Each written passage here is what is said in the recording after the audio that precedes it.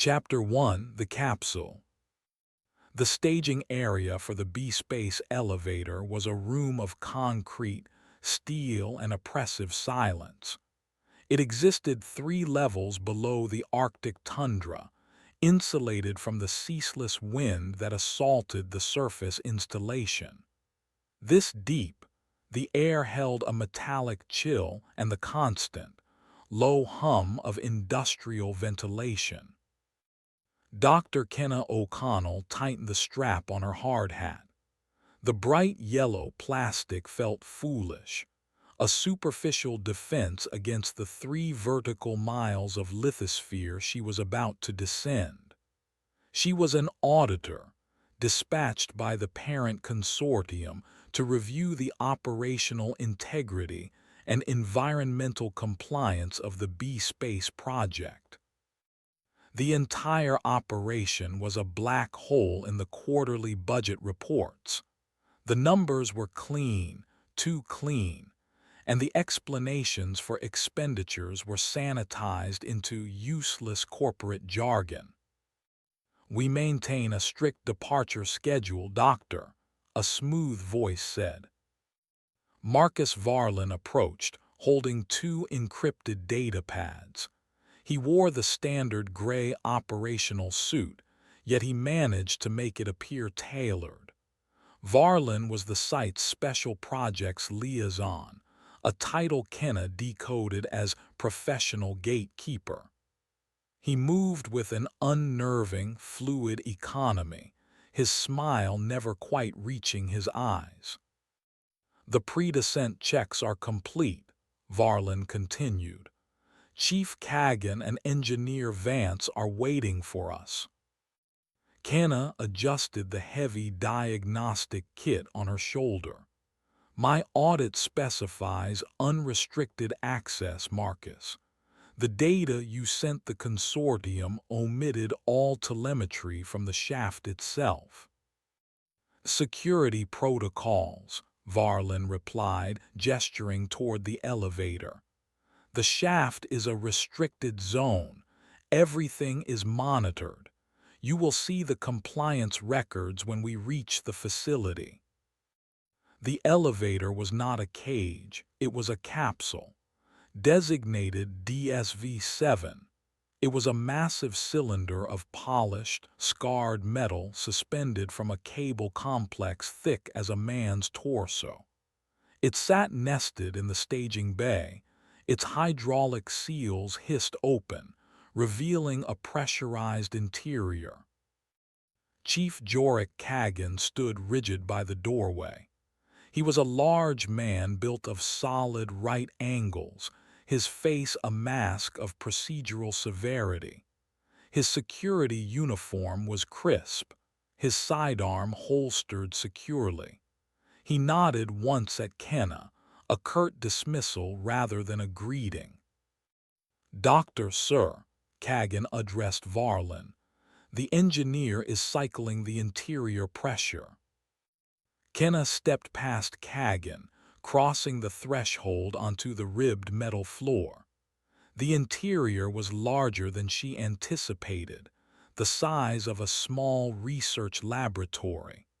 Survival gear, nutrient packs, and emergency breathers lined the reinforced walls. 4 crash seats were bolted to the floor. A man was already strapped into one, studying a flickering diagnostic screen. He was older, his face etched with fatigue and oil. Corbin Vance, the chief elevator engineer. He grunted at her presence, his fingers tapping across the interface. "She's heavy today, Corbin," Varlin noted, settling into the seat opposite the engineer. Vance did not look up. "She's always heavy, Marcus. Gravity has a persistent opinion." Kenna took the seat adjacent to Varlin. Kagan entered last, slamming his palm against a large green button. The mechanisms engaged. With a deafening pneumatic sigh, the heavy steel door slid shut, locking with a series of heavy, echoing asterisk thuds. A final, definitive sound sealed them inside, the pressurization lock. A high-pitched whine filled the capsule as the atmosphere cycled, replacing sterile staging air with the recycled, metallic breath of the deep system. Capsule 7 sealed, Kagan spoke into his shoulder comm. Commencing descent protocol, notify control. A synthesized female voice replied, devoid of inflection. Protocol confirmed, shaft clear, Godspeed Capsule 7. Varlin smiled faintly. An outdated pleasantry, a holdover from the original construction cruise. For a moment nothing happened. The capsule hummed. Then came the drop. It was not a fall. It was a controlled, terrifyingly smooth acceleration. Kenna's stomach climbed into her throat, a physiological reaction the internal inertial dampeners failed to negate. The only external indicators of their speed were the digital depth meters on Vance's console, the numbers already spinning backward at an alarming rate. 500 meters, 1,000. Darkness pressed against the small quartz viewports, so absolute it seemed solid. Everything nominal, Vance muttered, his eyes tracing the system readouts. Shaft integrity is stable, cable tension is balanced. How deep is this facility? Kenna asked, addressing Varlin. Her own voice sounded thin in the pressurized air. The B-Space primary facility rests at 16,000 feet, Varlin answered. He had his datapad open, the screen reflecting strange equations in his glasses. The shaft itself continues much deeper, geological exploration. 16,000 feet, Kenna repeated. The depth seemed obscene. The energy required to ventilate such a depth must be astronomical. We are a self-sustaining operation, Doctor, Varlin said. We utilize geothermal gradients. The company values efficiency. Kagan, strapped into his seat near the door, stared only at the reinforced steel. He represented pure authority, a man paid to protect the machine, not to question it. 2,000 meters, 3,000. The capsule rushed downward. The smooth hum of the magnetic guides was the only sound. Outside there was nothing, no light, no variation, just the assumed rock of the planet's crust rushing past them in the void. What exactly does the B-Space facility research, Marcus? Kenna asked, pulling her own monitor from her kit. The briefs mentioned seismic morphology. Precisely, Varlin replied, never lifting his gaze from his work. We study the deep earth, pressure, heat, the very bones of the world, understanding how the planet lives. Kenna detected the evasion. The consortium is reviewing Project B-Space for viability. Expenditures on sublithospheric containment seem disproportionate to a simple geological survey. Varlin offered his sterile smile. Containment refers to the research environment, Doctor. We must protect our delicate instruments from the immense pressures below. Nothing more. Vance grunted, 4,000 meters. Kagan shifted in his seat. The rigid silence of the man was its own presence. He was a statue of procedure. And the biological protocols, Kenna pressed. My audit requires review of all biological quarantine procedures. The equipment requisitions for B-Space resemble a high-level contagion lab, not a geology station. Varlin finally turned his head. His gaze was cold, analytical. The Earth is a living system. We sometimes find microbial structures previously unknown. We take precautions. Microbial structures, Kenna noted. 4,500, Vance announced. The journey stretched into a hypnotic drone. The recycled air tasted flat. The constant vibration of the descent worked its way into their bones. Kenna reviewed her files, finding only locked directories and redacted reports. She was auditing shadows. 5,000 meters. The capsule was a kilometer deeper than the lowest point of the ocean. They were trespassers in a realm that did not belong to humanity. Kenna watched the external temperature gauge on Vance's console. It was rising steadily. Heat gradient is increasing faster than the baseline projection, Vance noted, his voice betraying the first hint of interest. Cable drag is normal, but the ambient is spiking. That is expected, Varlin said, a fraction too quickly. No, Vance countered, tapping the screen. Not this fast. Control, this is Vance in Capsule 7. We are registering an anomalous thermal spike near the 5100 marker. The comm crackled. Lena Sahlberg, the surface operator, responded. Her voice was thin. Control copies 7, we see the spike. Stand by. Maybe your microbes are having a party, Vance muttered to Varlin. Just monitor the cable integrity, engineer, Varlin ordered. 5,100 meters. The descent did not jolt. It did not shudder. The elevator simply, impossibly stopped. The sudden cessation of movement was violent in its silence. The drive hum vanished. The inertial dampeners sighed into neutrality. Kenna felt the inertia slam her forward, the restraints cutting hard into her chest. Kagan was instantly alert. Vance, report, what is the status? Vance was already unbuckled, his hands flying over the console. The screens were green, all green. That's impossible. What is impossible? Kenna demanded, her heart hammering. We didn't fail, we didn't lose power, Vance said, staring at his board. The brakes are active. The drive system is powered down. This wasn't a failure, Chief. This was a command. A command from who? Kagan snapped, his hand moving toward his radio. Control. This is Kagan in Capsule 7. We have an unscheduled full stop at 5124 meters.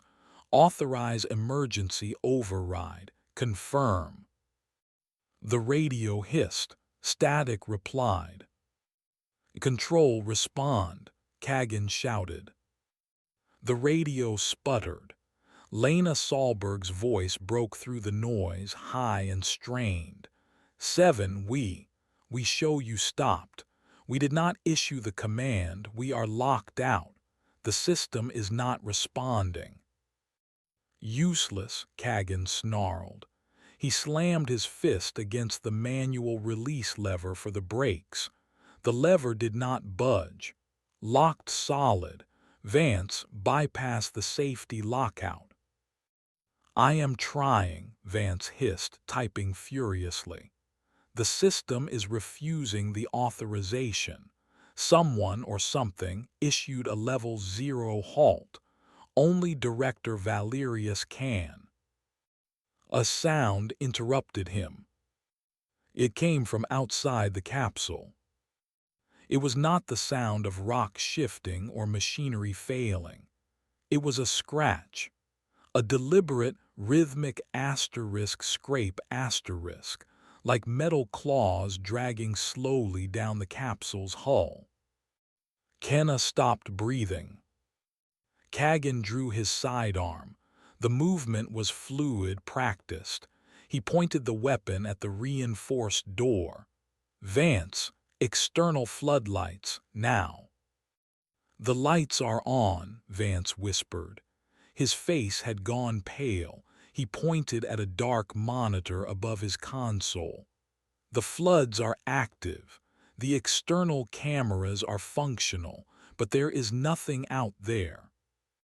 The scraping noise stopped. The capsule settled, its metal frame groaning as it hung suspended from miles of cable. The radio interference, Kenna said, her mind racing. The thermal spike. This is not mechanical. Varlin had not moved. He was watching his own datapad, his face a perfect neutral mask. He seemed to be waiting. Varlin, Kenna said, her voice sharp. You knew about the thermal spike. You anticipated this stop. Varlin looked up. He adjusted his glasses.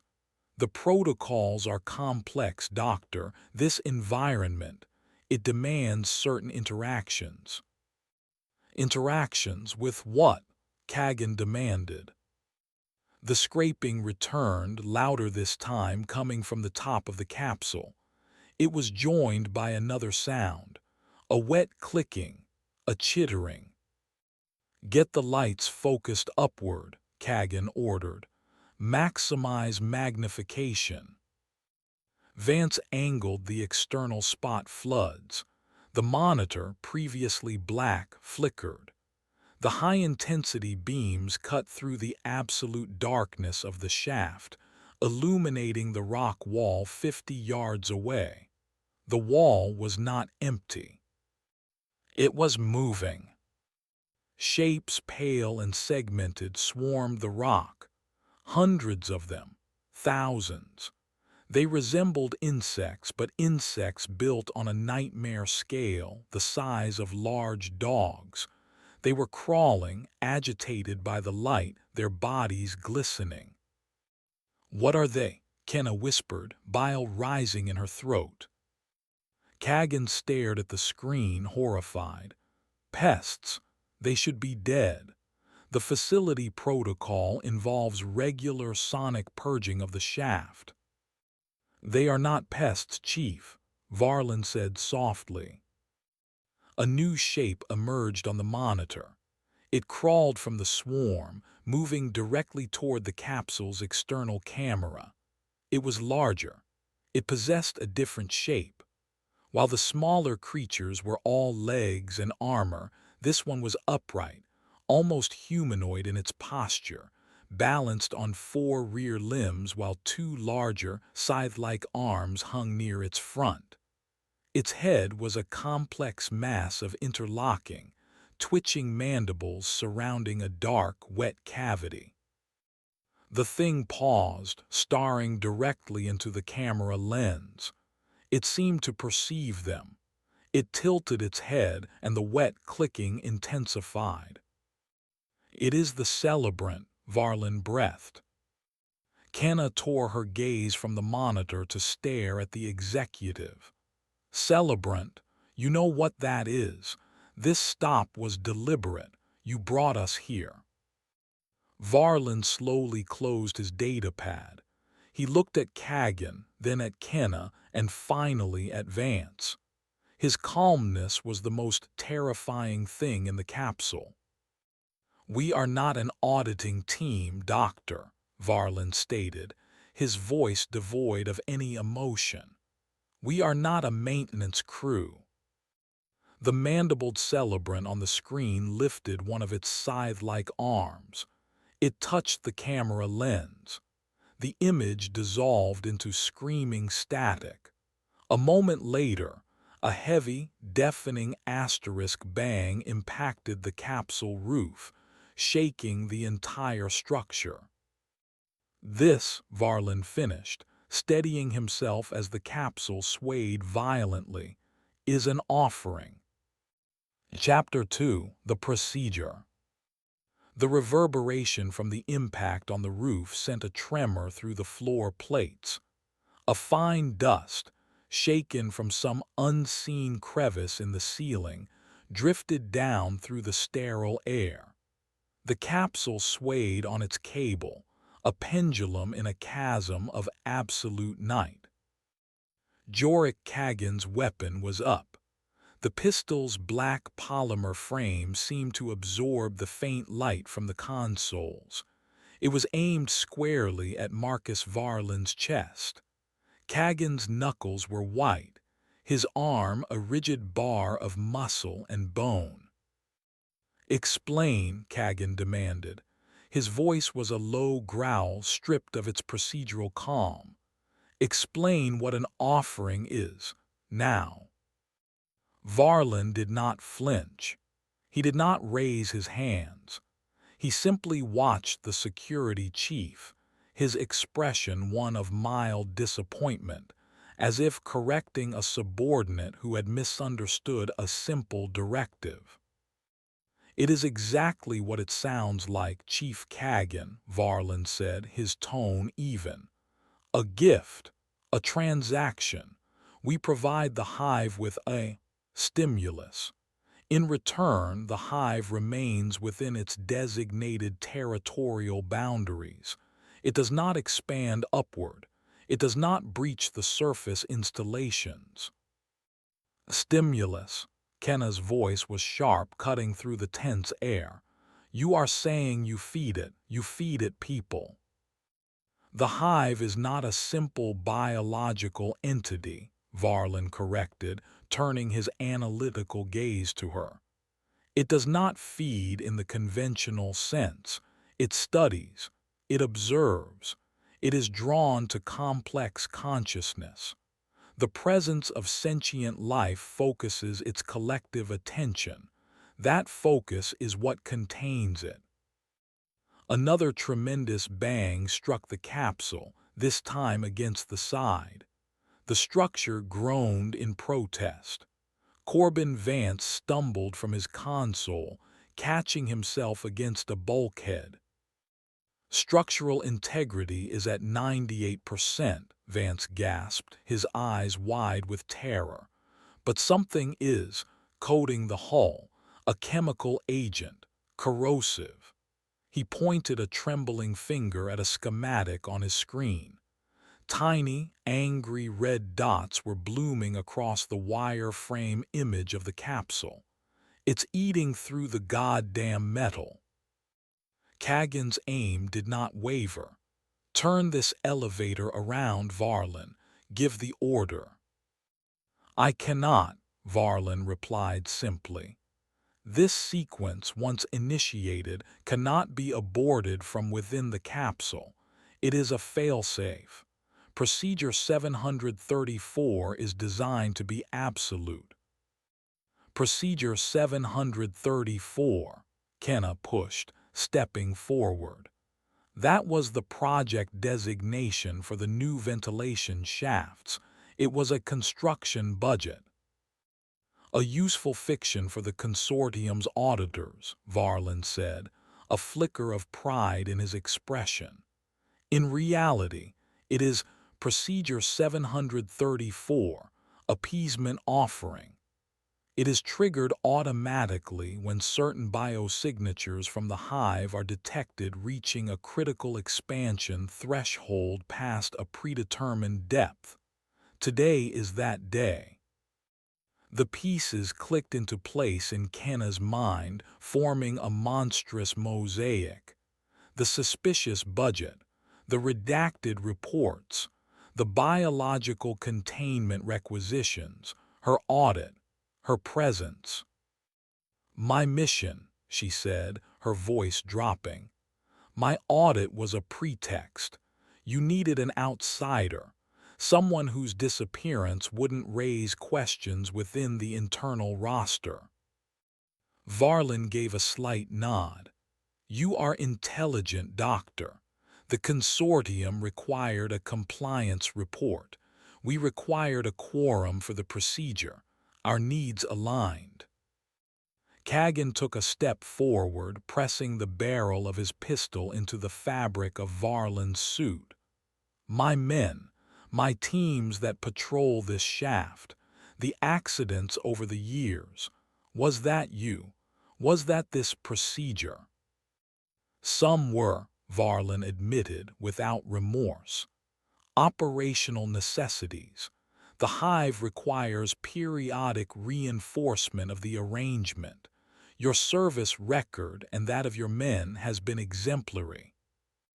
The betrayal hit Kagan like a physical blow. His face contorted, his discipline shattering. He was a man who had built his life on a foundation of rules and loyalty, and he had just learned his foundation was a lie. He had been a warden, he thought, guarding the company from the horrors of the deep. But he was not a warden. He was a keeper, fattening the livestock for the slaughter. I am going to kill you, Kagan whispered, his voice shaking with fury. That would be counterproductive, Varlin said, utterly unconcerned. The procedure requires a final step, a manual one. The outer doors must be opened. Vance let out a strangled laugh from his console. Open the doors. Are you insane? Those things are out there. They will not breach the hull, Varlin explained patiently. The celebrant, the larger specimen you saw, it is waiting. It is expectant. The hive is a ritualistic organism. It will not take the offering. The offering must be presented. He gestured toward a small, locked panel near the main door, marked with a yellow and black biohazard symbol. The release mechanism is in there. The hissing sound started then. It was faint at first, barely audible over the hum of the air recyclers. A high-pitched, sizzling noise. Vance scrambled back to his console, his face ashen. The corrosion is accelerating, he stammered. Hull temperature at the contact points is rising. Whatever that stuff is, it's efficient.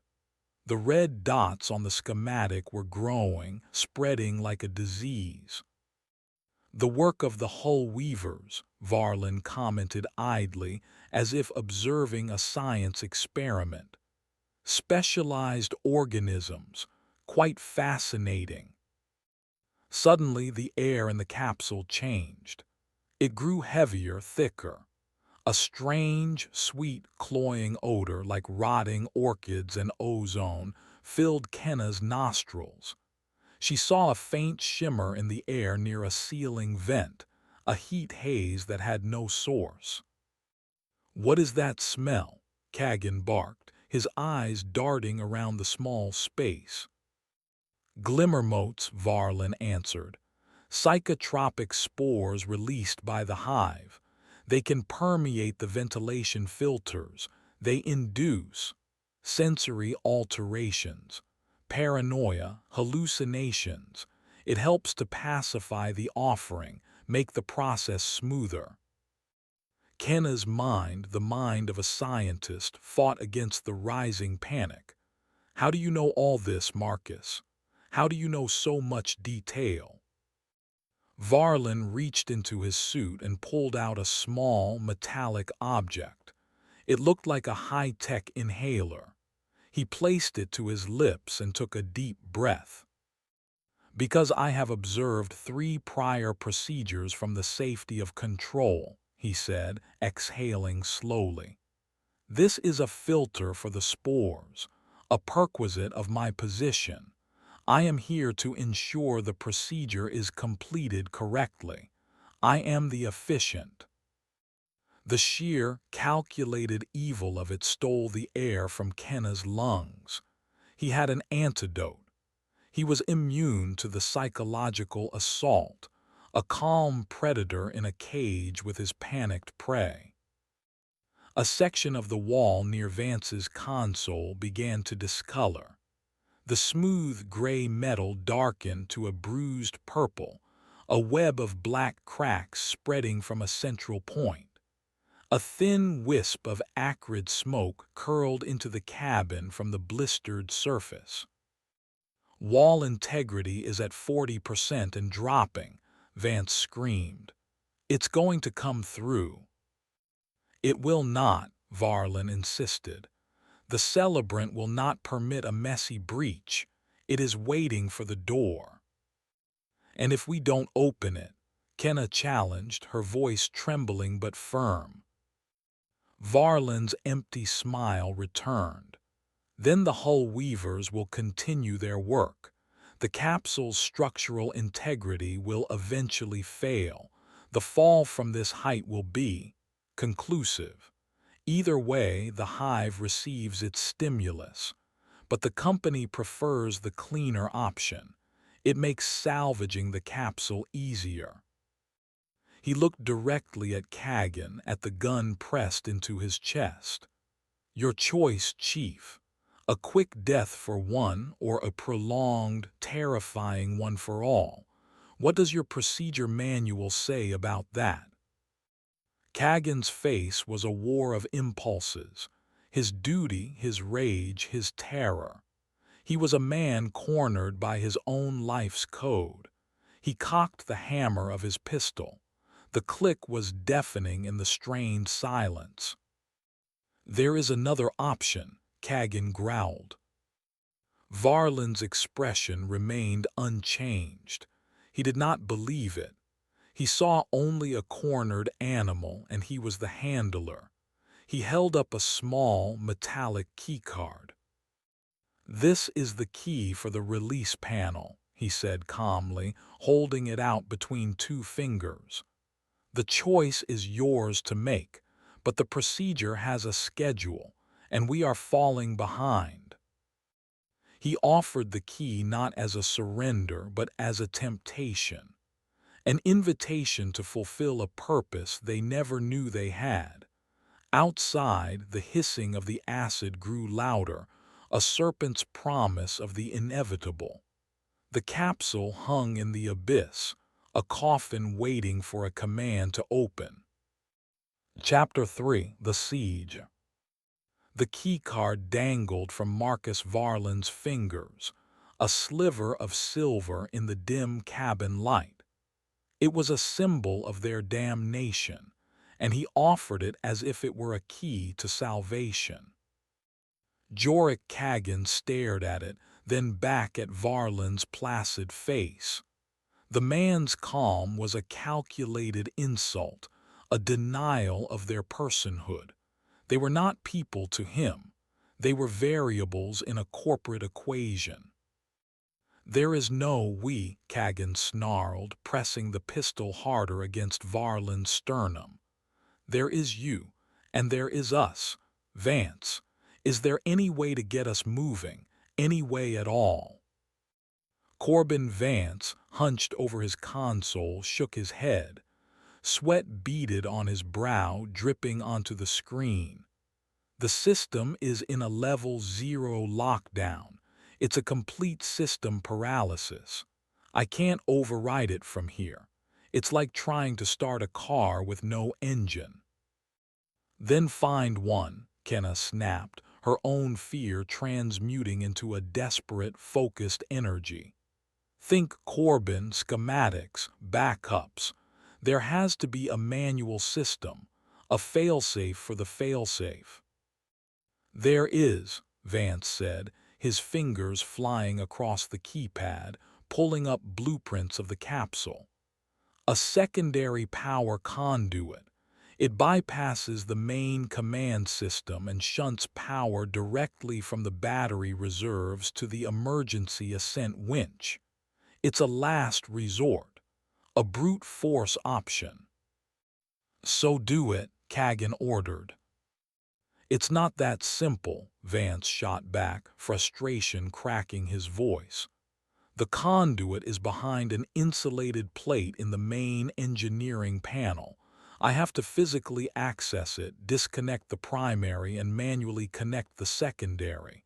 It will take time, and if I cross the wrong circuits—" He did not finish the sentence.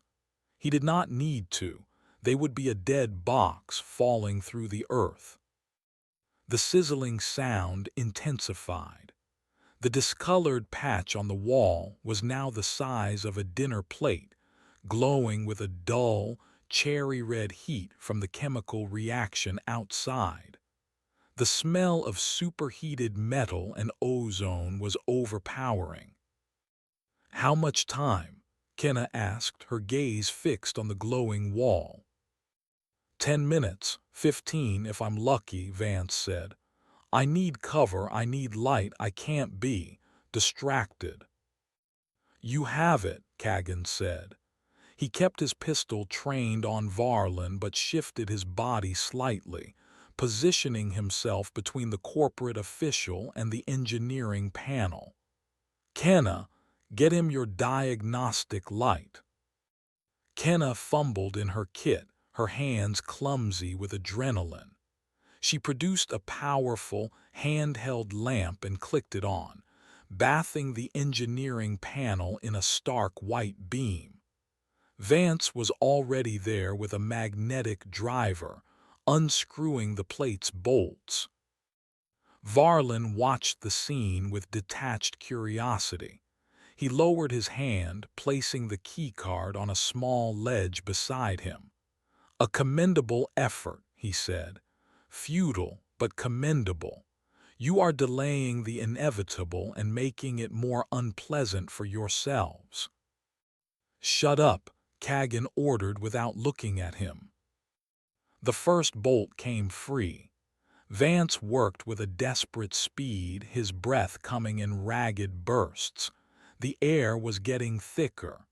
Kenna felt a strange lethargy creeping into her limbs, a disorienting fuzziness at the edge of her thoughts. The glimmer motes. Varlin stood perfectly still, breathing through his filter. She shook her head, trying to clear it. Her eyes played tricks on her. In her peripheral vision, she saw a flicker of movement near the ceiling vents, a dark shape skittering away when she tried to focus on it. A hallucination. She hoped it was a hallucination. The spores are working on you, Varlin observed. Soon you will not be able to distinguish between reality and your own private terrors. The company's biochemists are exceptionally talented. Another bolt clattered to the floor. Vance pulled the heavy plate away, revealing a dense nest of conduits and fiber-optic cables. Okay, Vance mumbled to himself. Primary power junction. Reroute to the secondary winch motor. A low, scraping sound started on the other side of the door. Not the aggressive banging from before, but a slower, more methodical noise. A dragging. Kenna found her gaze drawn to the main door. What is that? The celebrant is growing impatient, Varlin said. Suddenly, a voice echoed from the external comm speaker. It was not the static-laced voice of Lena Sahlberg. It was clear, too clear. Hello, can anyone hear me? The voice pleaded.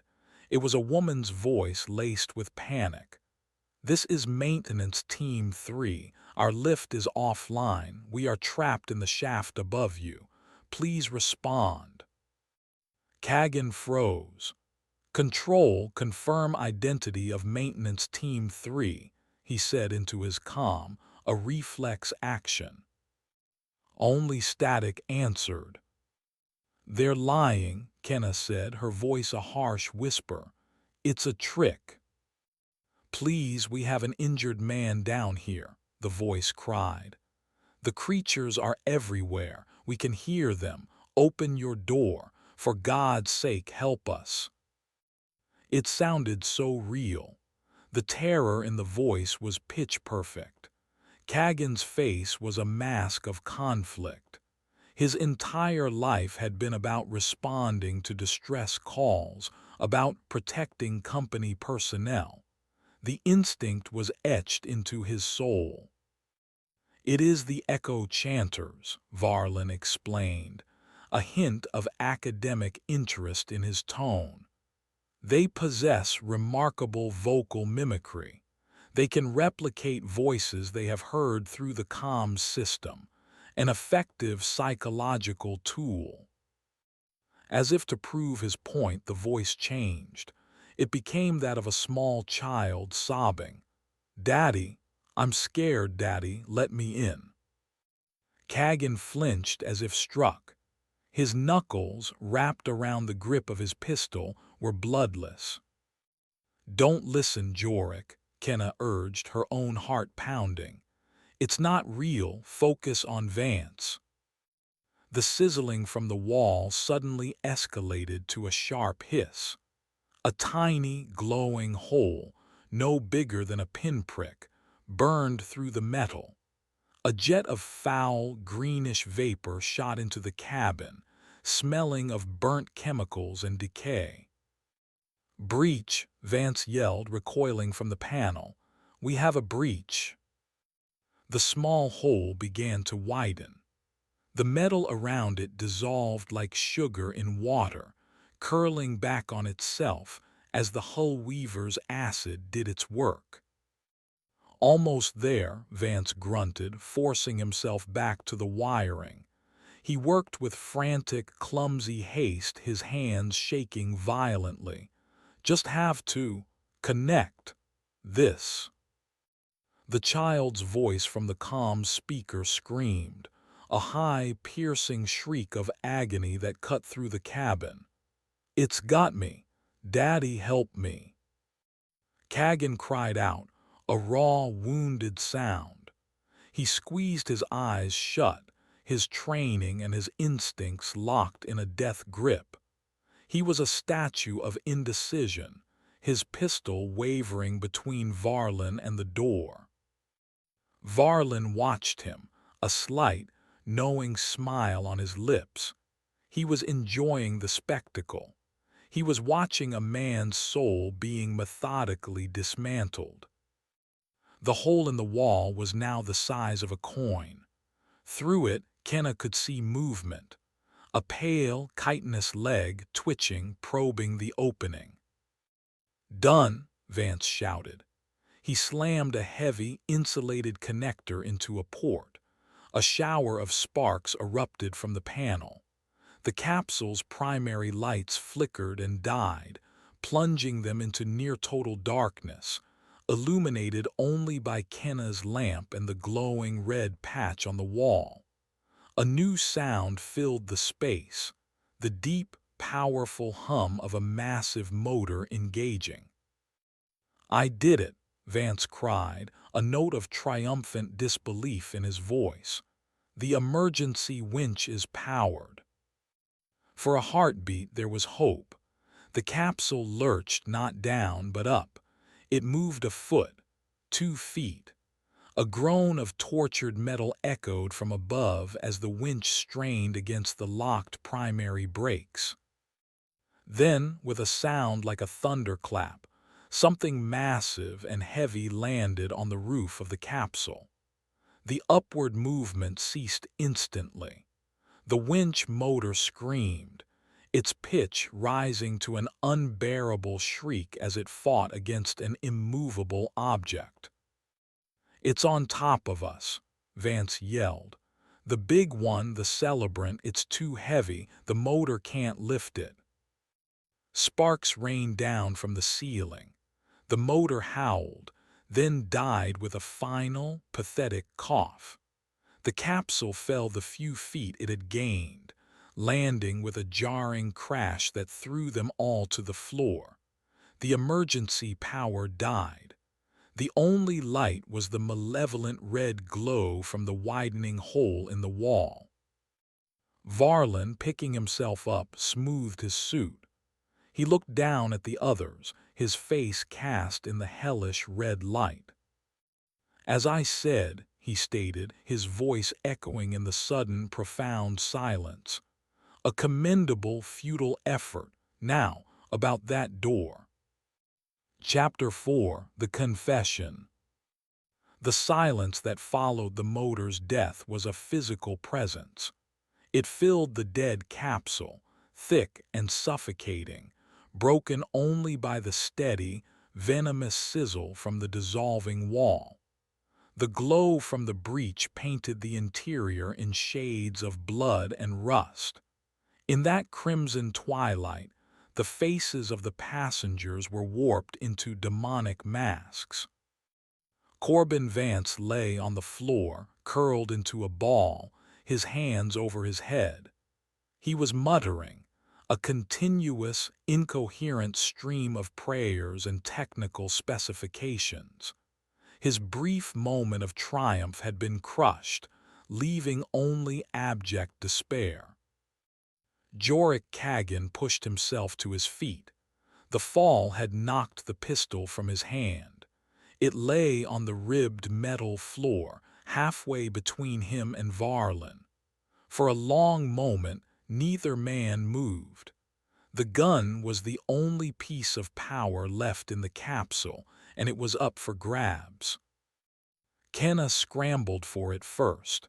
Her fingers closed around the cold, heavy grip just as Kagan lunged. He was bigger, stronger. He landed on top of her, his heavy frame pinning her to the floor. His hand clamped down on hers, trying to wrench the weapon free. "Give it to me," he grunted, his face inches from hers.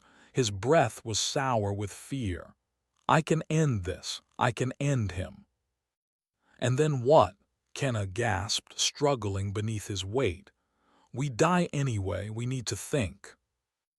The struggle was brief and desperate. Kagan's superior strength won out. He twisted the pistol from her grasp, the metal scraping against her knuckles. He rose, the weapon once again in his hand, a dark silhouette against the ominous red glow. Varlin had not moved. He watched the pathetic scuffle with the same detached air he might watch insects fighting over a crumb. "Internal conflict," Varlin noted. "Another predictable stage of the process. The spores amplify aggression as effectively as they do fear. You will tear each other apart long before the hive needs to intervene." Kagan ignored him. He checked the pistol's action with a practiced snap of his wrist, then turned his full attention to the widening breach in the wall. The hole was now large enough to fit a fist through. The greenish vapor billowed into the capsule, and the sweet, rotten smell was thick enough to taste. Outside, the pale, segmented leg of a chittering scuttler retracted from the opening, replaced by a cluster of multifaceted, unblinking eyes. It was watching them. "They're looking in," Kenna whispered, backing away until her shoulders hit the far wall.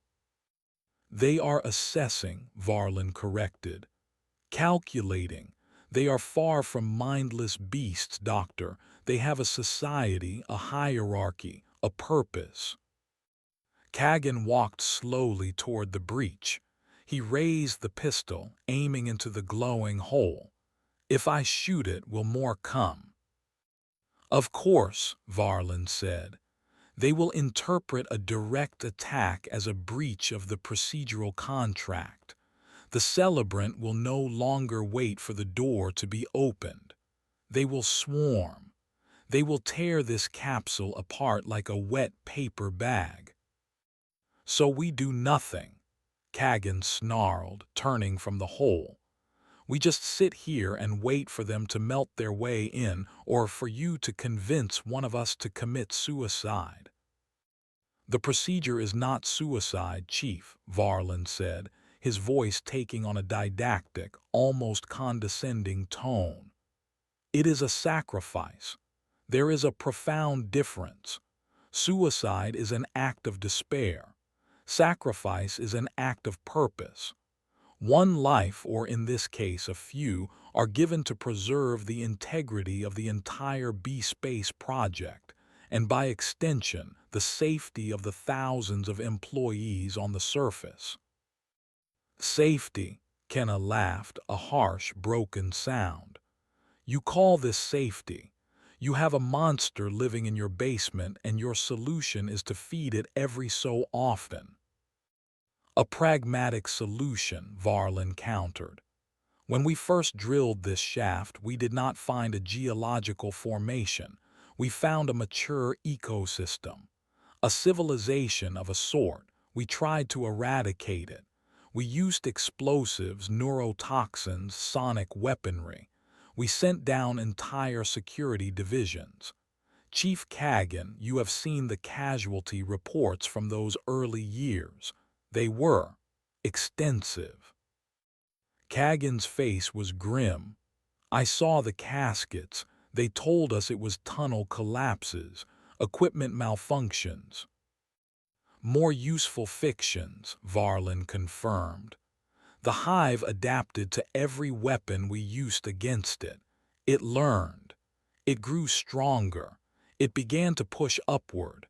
Our top xenobiologists concluded that we could not win a war of attrition, so we pursued diplomacy.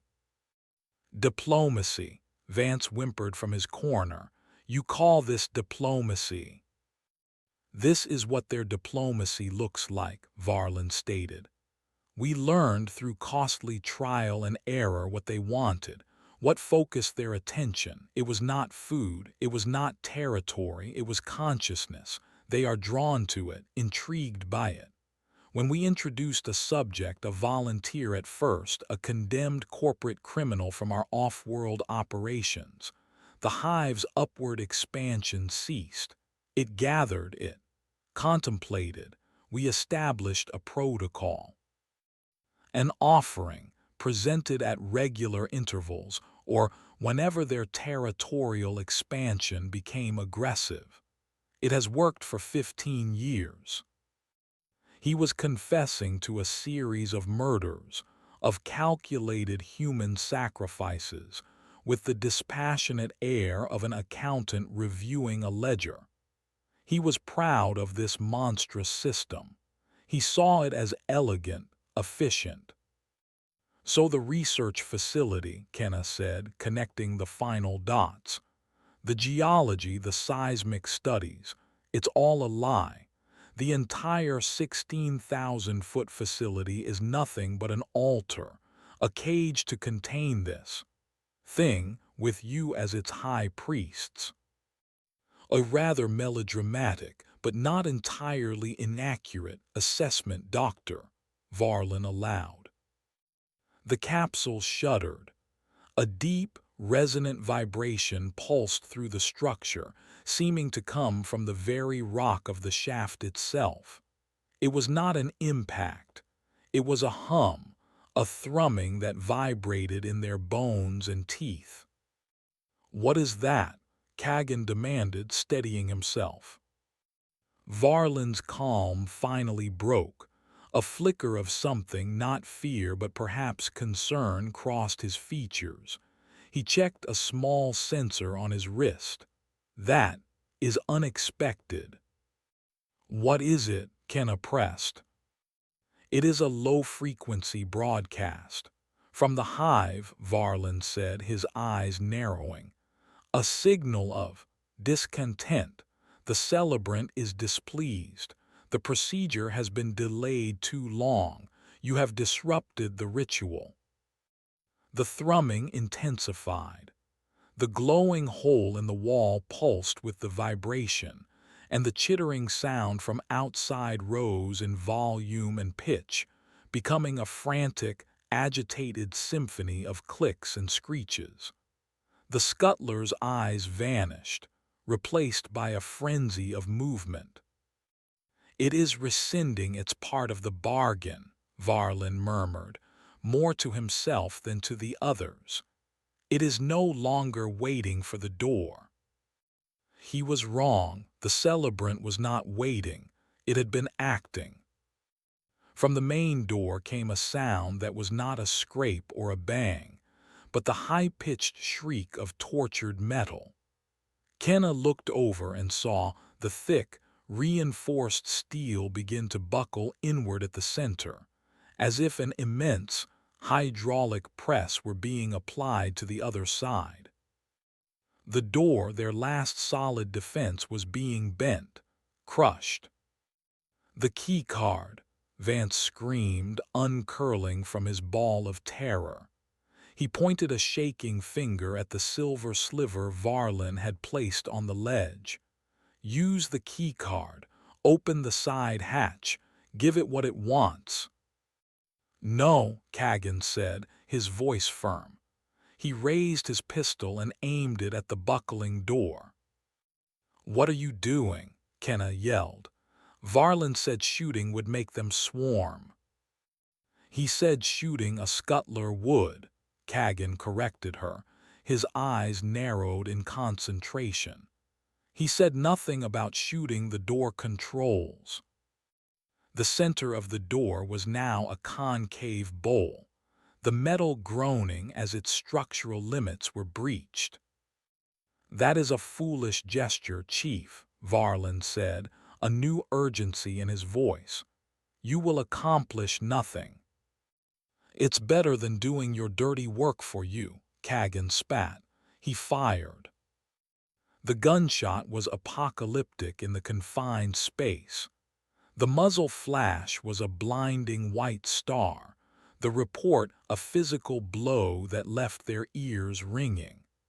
The bullet struck the manual release panel next to the door, shattering the plastic casing and ricocheting off into the ceiling.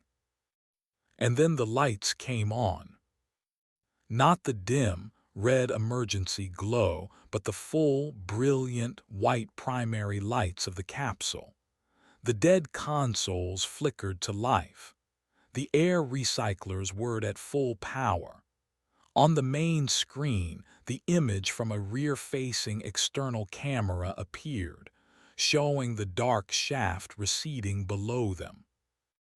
A synthesized female voice, calm and clear, filled the capsule. "Emergency power surge detected. Manual override of level 0 lockdown initiated.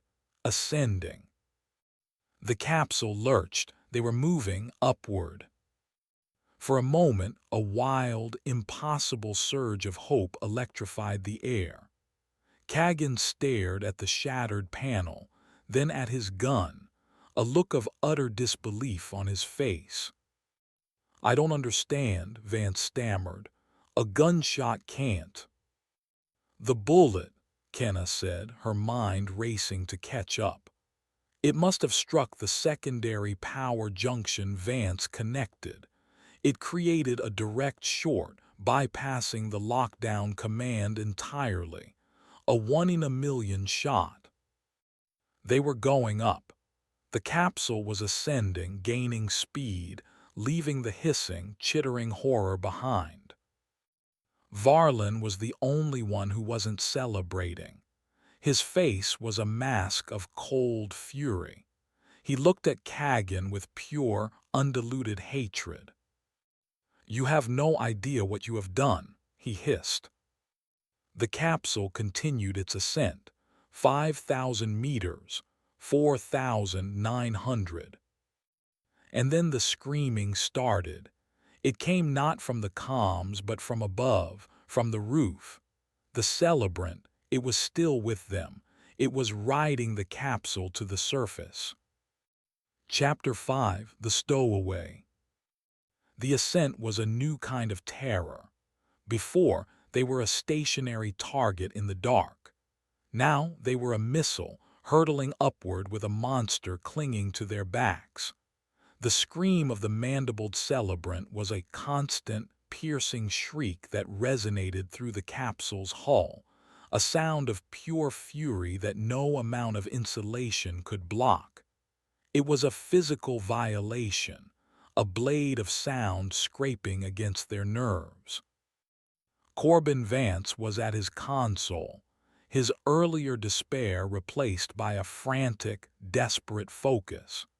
His hands flew across the controls, bringing up system after system, his face illuminated by the flickering green data streams. "Ascent speed is maxed out," he yelled over the creature's unholy cry. "We're pulling 4GS. The winch motor is running red-hot. It was never designed for this kind of sustained stress with this much weight." "How much weight?" Kenna demanded, her hands pressed against her ears, a futile gesture against the noise. Vance brought up a new schematic, a mass distribution sensor array. The capsule's weight was displayed in kilograms, 48,200. Beside it, an external reading from the roof sensors fluctuated wildly. "Its mass is over 15,000 kilos, Vance said, his voice laced with disbelief. "That's the weight of an armored personnel carrier. No wonder the emergency winch stalled. How can anything alive be that dense?" "Chitin, silicon, and heavy metals," Varlin answered. His voice was cold, his earlier fury now frozen into a diamond-hard composure. He stood braced against a bulkhead, watching the depth meter on the main screen count upward. The hive creatures incorporate elements from the surrounding geology directly into their biology. They are living rock. He turned his gaze to Kagan, his eyes burning with a cold fire. "And you have just given the strongest, smartest, and most dangerous member of its species a free ride to the surface." Jorik Kagan ignored him.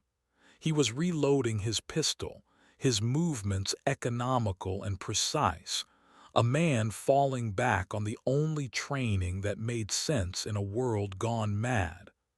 "How long until we reach the staging area?" he asked Vance. "At this speed, 6 minutes, Vance replied, "if the motor doesn't melt first, and if the cable doesn't snap." As if on cue, a high-pitched asterisk ping echoed through the capsule, sharp enough to cut through the celebrant's scream. A red warning light flashed on Vance's console. "Cable strain," Vance shouted. "A strand just snapped, integrity down to 99%. "It can't cut the cable," Kagan stated, chambering around. "Its claws are for rock and flesh." "It does not need to cut it," Varlin said, his voice dripping with contempt. "The combined weight of the capsule and the celebrant pulled at this acceleration is pushing the cable to its absolute breaking point. You are not outrunning it, Chief. You are merely changing the location of your death." The celebrant's shriek from the roof changed. The rage was still there, but it was joined by a new sound, a rhythmic, methodical asterisk thump. Thump, thump. "What is it doing now?" Kenna asked, her eyes darting toward the ceiling as if she could see through the layers of steel. "It is adapting," Varlin said. "It has realized it cannot stop the ascent, so it is trying to get in." The thumping grew louder, faster. It was the sound of a battering ram, of a wrecking ball, of something with impossible strength trying to beat its way through the capsule's armored roof. Each impact was a body blow, shaking the cabin violently.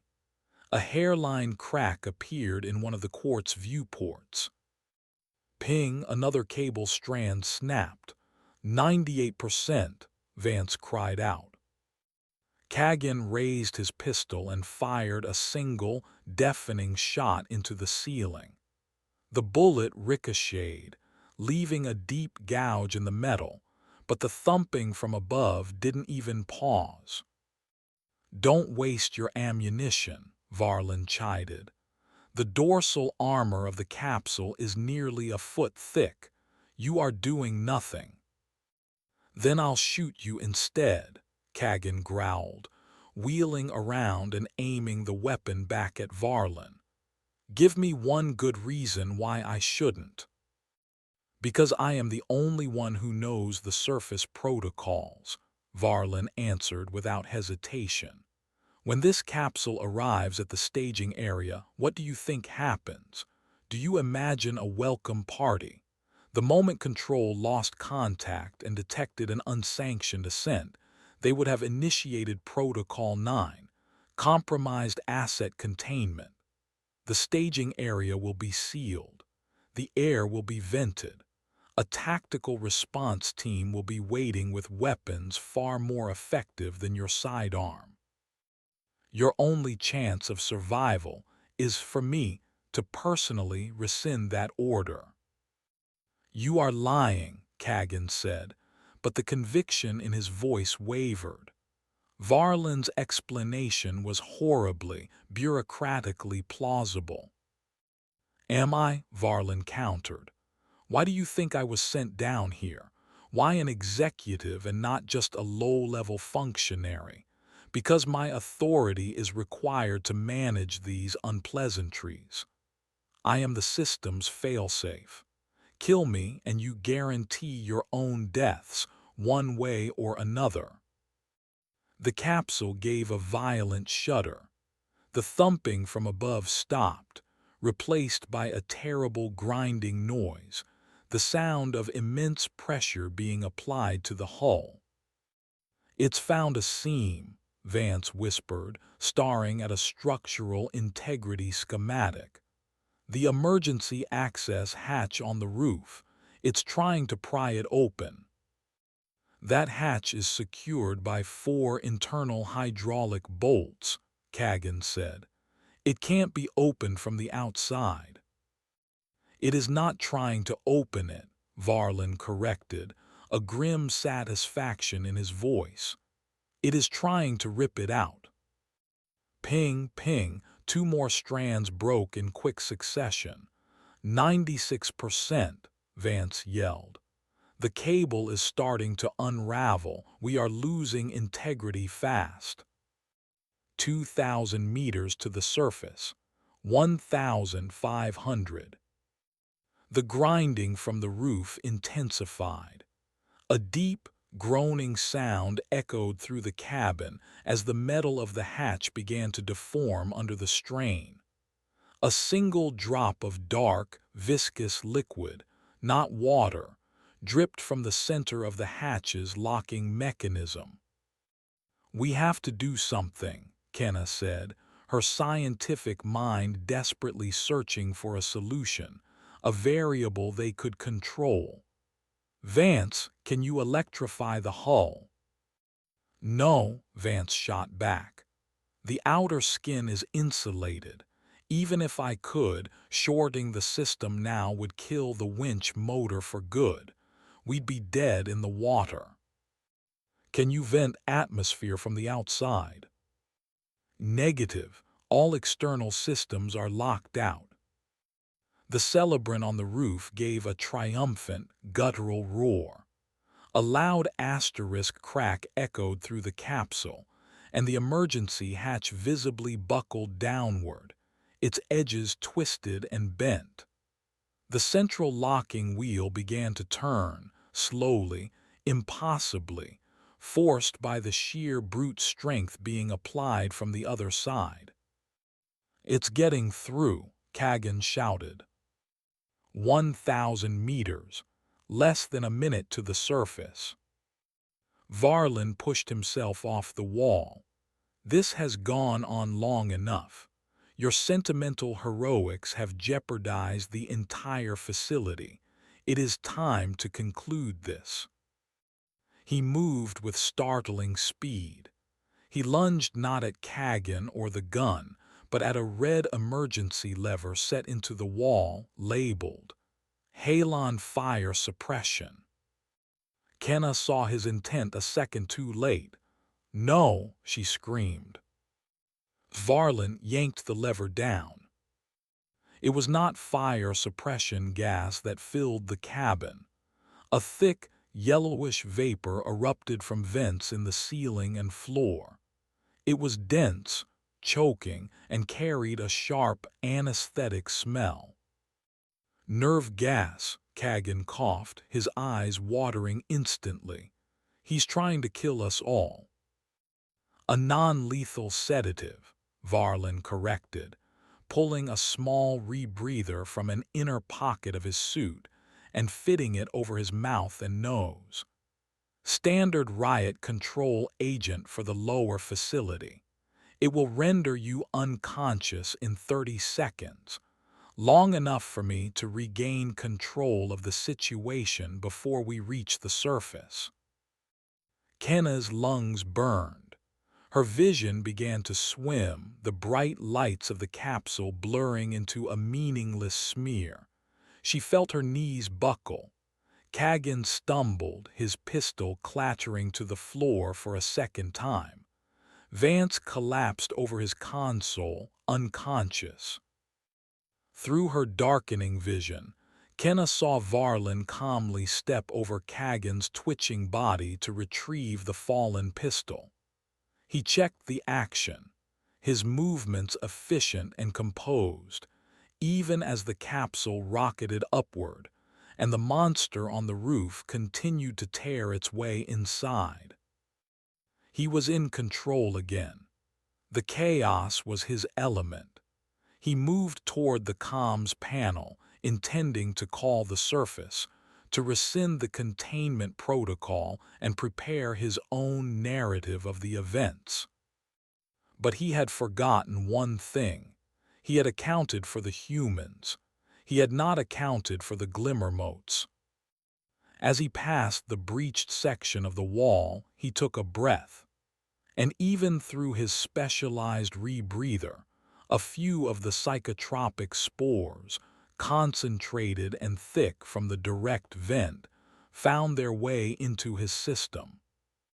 He froze. His head snapped to the side, his eyes wide, staring at the empty space beside him. "No," he whispered, his voice muffled by the mask. "It's not possible, you're dead." He took a stumbling step back, raising the pistol, aiming it at something only he could see. A hallucination, a ghost from a previous offering, conjured from his own terrified subconscious. The capsule burst into the staging area.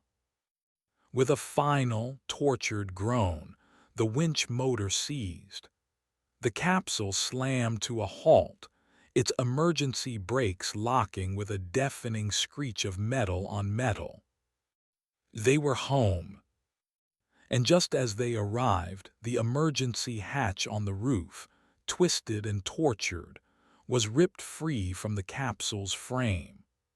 A horrifying, multi-limbed shadow fell across the interior, blocking the harsh lights of the staging bay.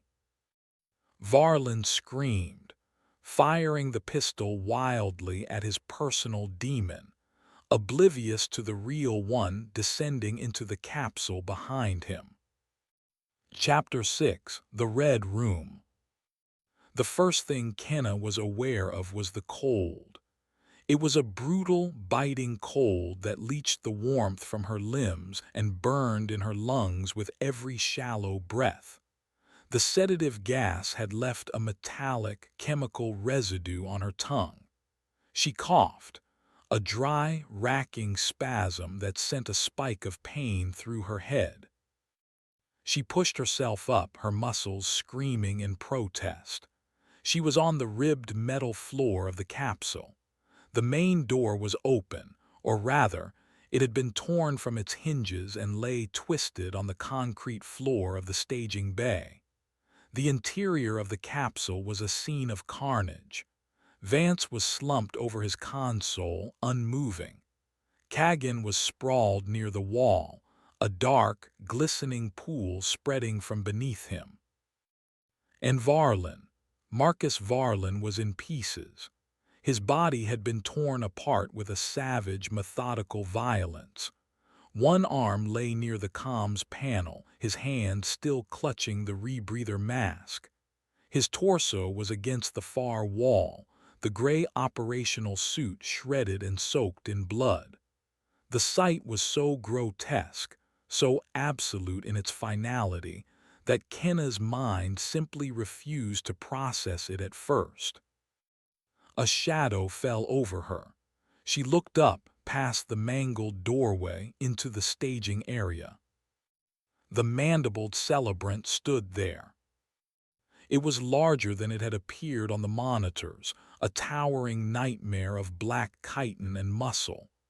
Its scythe-like arms, stained with Varlin's blood, rested at its sides. Its head, a complex horror of clicking, vibrating mandibles, tilted as it studied her. It was not moving to attack. It was simply observing, waiting. Beyond the creature, the staging bay was a sterile, white room gone horribly wrong. Emergency lights pulsed, casting the scene in rhythmic flashes of crimson. The walls were scarred with deep gouges, and the thick, reinforced blast doors that should have sealed the area were buckled and partially torn from their tracks. There were bodies. Men in black tactical gear, armed with advanced weaponry, lay scattered across the floor, their forms broken and twisted. They had been waiting, as Varlin had predicted. They had been utterly unprepared. The celebrant had not just killed Varlin. It had slaughtered the entire tactical response team. Kenna slowly, carefully, got to her feet. Every instinct screamed at her to run, to flee, but there was nowhere to go. She was in a concrete box, 3 levels underground, with a monster that had just annihilated an elite military squad. The celebrant took a step, not toward her but to the side. It was clearing a path, its movements deliberate, almost intelligent. It gestured with one of its massive, bladed arms toward the ruined blast doors, toward the corridor beyond. It was letting her go. The thought was so absurd, so contrary to every survival instinct that she stood frozen. Why? Why kill Varlin and the soldiers with such fury but spare her? "It is not sparing you," a weak voice rasped from the floor. Kenna spun around. Kagan was alive. He was propped up against the wall, one hand clamped tightly to his side, where a piece of shrapnel from the celebrant's rampage had torn through his suit. His face was pale, his breathing shallow, but his eyes were clear. It doesn't want you, doctor," he grunted, wincing in pain. "You are not the one who broke the contract, he was." Kagan nodded his head toward Varlin's scattered remains. The procedure was violated, the offering refused, the efficient punished. It is a matter of honor for them. The idea was insane. A monstrous, insectoid creature from the depths of the earth, operating on a code of honor. And yet, it was the only explanation that fit the scene. Varlin had broken the rules of their terrible game, and the celebrant was the enforcer. "What does it want now?" Kenna whispered, her gaze fixed on the creature. "It is showing you," Kagan said. "It is delivering a message." He looked past her at the corridor beyond the celebrant. "It is telling us that the bargain is over. The containment has failed. The hive is coming."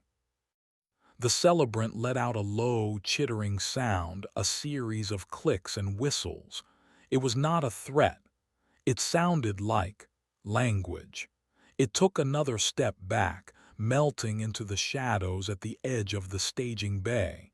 It was giving her a choice: flee or stay and die. Kenna rushed to Kagan's side. "We have to get you out of here. We have to find a medkit. No, Kagan said, shaking his head.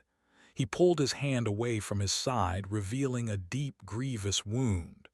No medkit is fixing this. I'm done, doctor, but you are not. He fumbled inside his uniform, his fingers slick with his own blood, and pulled out a small magnetic keycard. Not a weapon, not a radio, a simple security pass. This is a level 7 pass. It will get you to the surface elevator. The real one, the personnel lift. It's in sublevel 2, maintenance corridor B7.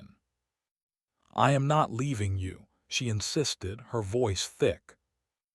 Yes, you are, he commanded, his voice surprisingly strong. He grabbed her arm, his grip unexpectedly tight. Listen to me. Varlin was right about one thing. This facility is a lie. But the biggest lie is that the hive is the only thing down here. Project B Space. It was never just about containing them.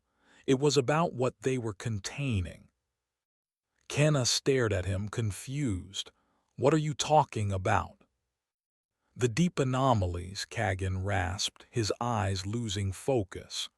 Things the hive keeps dormant, things the company wanted to study, to weaponize. The hive was the lesser evil, the jailer, and you and I, we just killed the warden. His grip loosened. His head slumped to the side. His eyes stared blankly at the scarred concrete ceiling. Kenna stayed there for a moment, the silence of the room pressing in on her, the weight of Kagan's last words settling in her gut. The hive was not the ultimate threat. It was the barrier. A loud, groaning sound from the elevator shaft, the one they had just ascended, echoed through the staging area. It was the sound of thousands of tons of metal screaming in protest. It was the sound of the entire elevator cable system, frayed and broken, finally giving way. The capsule, the winch, the entire assembly was falling back into the abyss. And from that same abyss, a new sound began to rise. A chorus. The sound of a million chittering things all climbing in unison. The hive was on the move. Kenna scrambled to her feet, clutching the keycard Kagan had given her. She looked one last time at the celebrant, a dark shape in the shadows. It was still watching her. Its message was clear. Run. She ran, past the ruined blast doors into the red-lit corridor. Alarms blared, their claxons echoing off the sterile walls. The entire facility was on high alert. Containment had been breached, but it was not a monster escaping its cage. It was a jailer deserting its post. And now the prisoners were about to be set free. Chapter 7: The Silent Halls. The alarms died. One moment the corridor was a cacophony of shrieking claxons and crimson emergency strobes. The next, an oppressive, humming silence descended. The red lights stayed on, painting the long, sterile hallway in a permanent, bloody twilight. The sudden quiet was more terrifying than the noise. It was the silence of a tomb. Kenna ran. Kagan's keycard was a cold, sharp-edged promise in her fist. Her footsteps echoed unnaturally in the empty hall, a frantic, solitary rhythm against the low thrum of the facility's life support. The air was frigid, tasting of ozone and something else, something metallic and ancient, like the smell of a deep cavern freshly breached.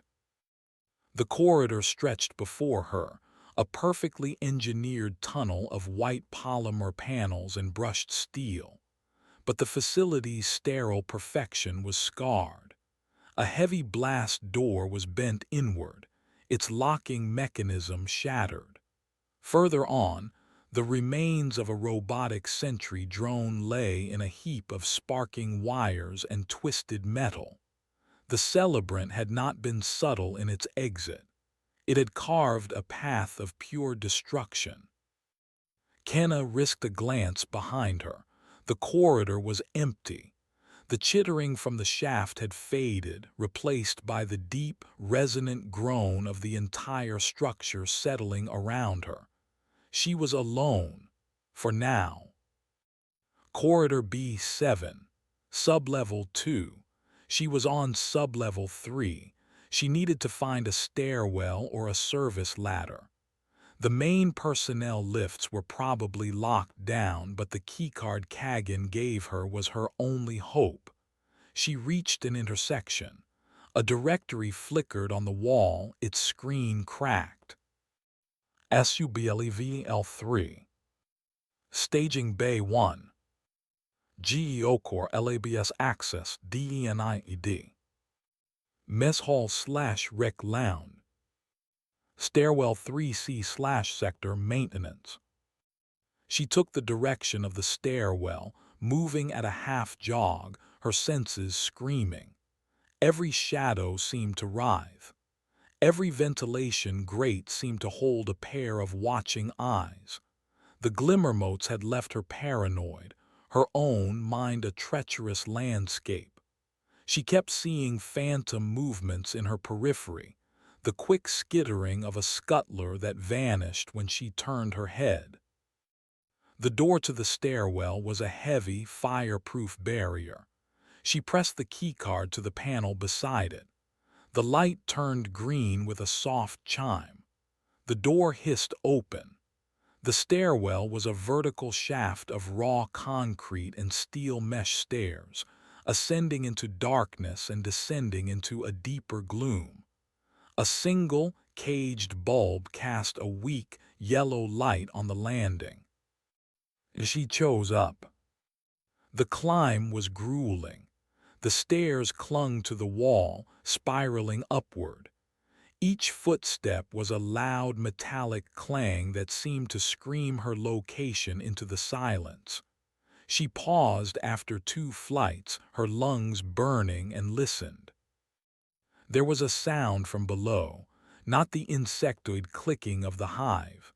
This was a wet, dragging noise, a slow, rhythmic asterisk schlump, schlump, schlump. Something heavy and soft was pulling itself up the stairs. Panic seized her. She scrambled upward, taking the stairs 2 at a time, her diagnostic kit banging painfully against her back. She did not look down. She did not want to see what was making that sound. She burst through the door to sublevel 2. The hallway here was different. This was not a pristine operational level, it was a maintenance corridor. Thick bundles of cables and coolant pipes ran along the ceiling. The floor was scuffed and stained with oil. The air was warmer, filled with the hum of machinery. According to Kagan, she needed corridor B7. She found another directory, this one thankfully intact. It showed a maze of intersecting hallways. B7 was on the far side of the sublevel, near the central reactor core. To get there, she had to pass the sublevel's main security nexus. It was her only route. The security office was a small room with a reinforced glass window looking out into the hall. The door was ajar. Inside, the scene was one of hasty abandonment. A half-empty coffee cup sat on a console. A jacket was slung over a chair.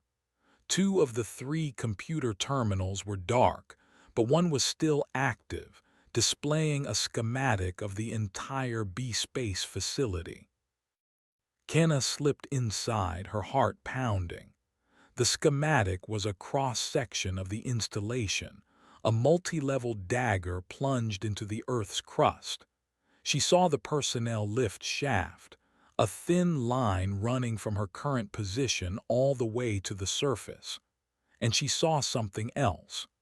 Below the main facility, below the 16,000-foot mark where the geology labs were supposed to be, the schematic showed another level, a deeper one.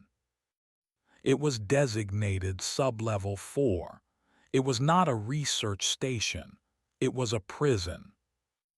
The level was divided into 3 massive containment cells, labeled simply CA01, CA02, and CA03.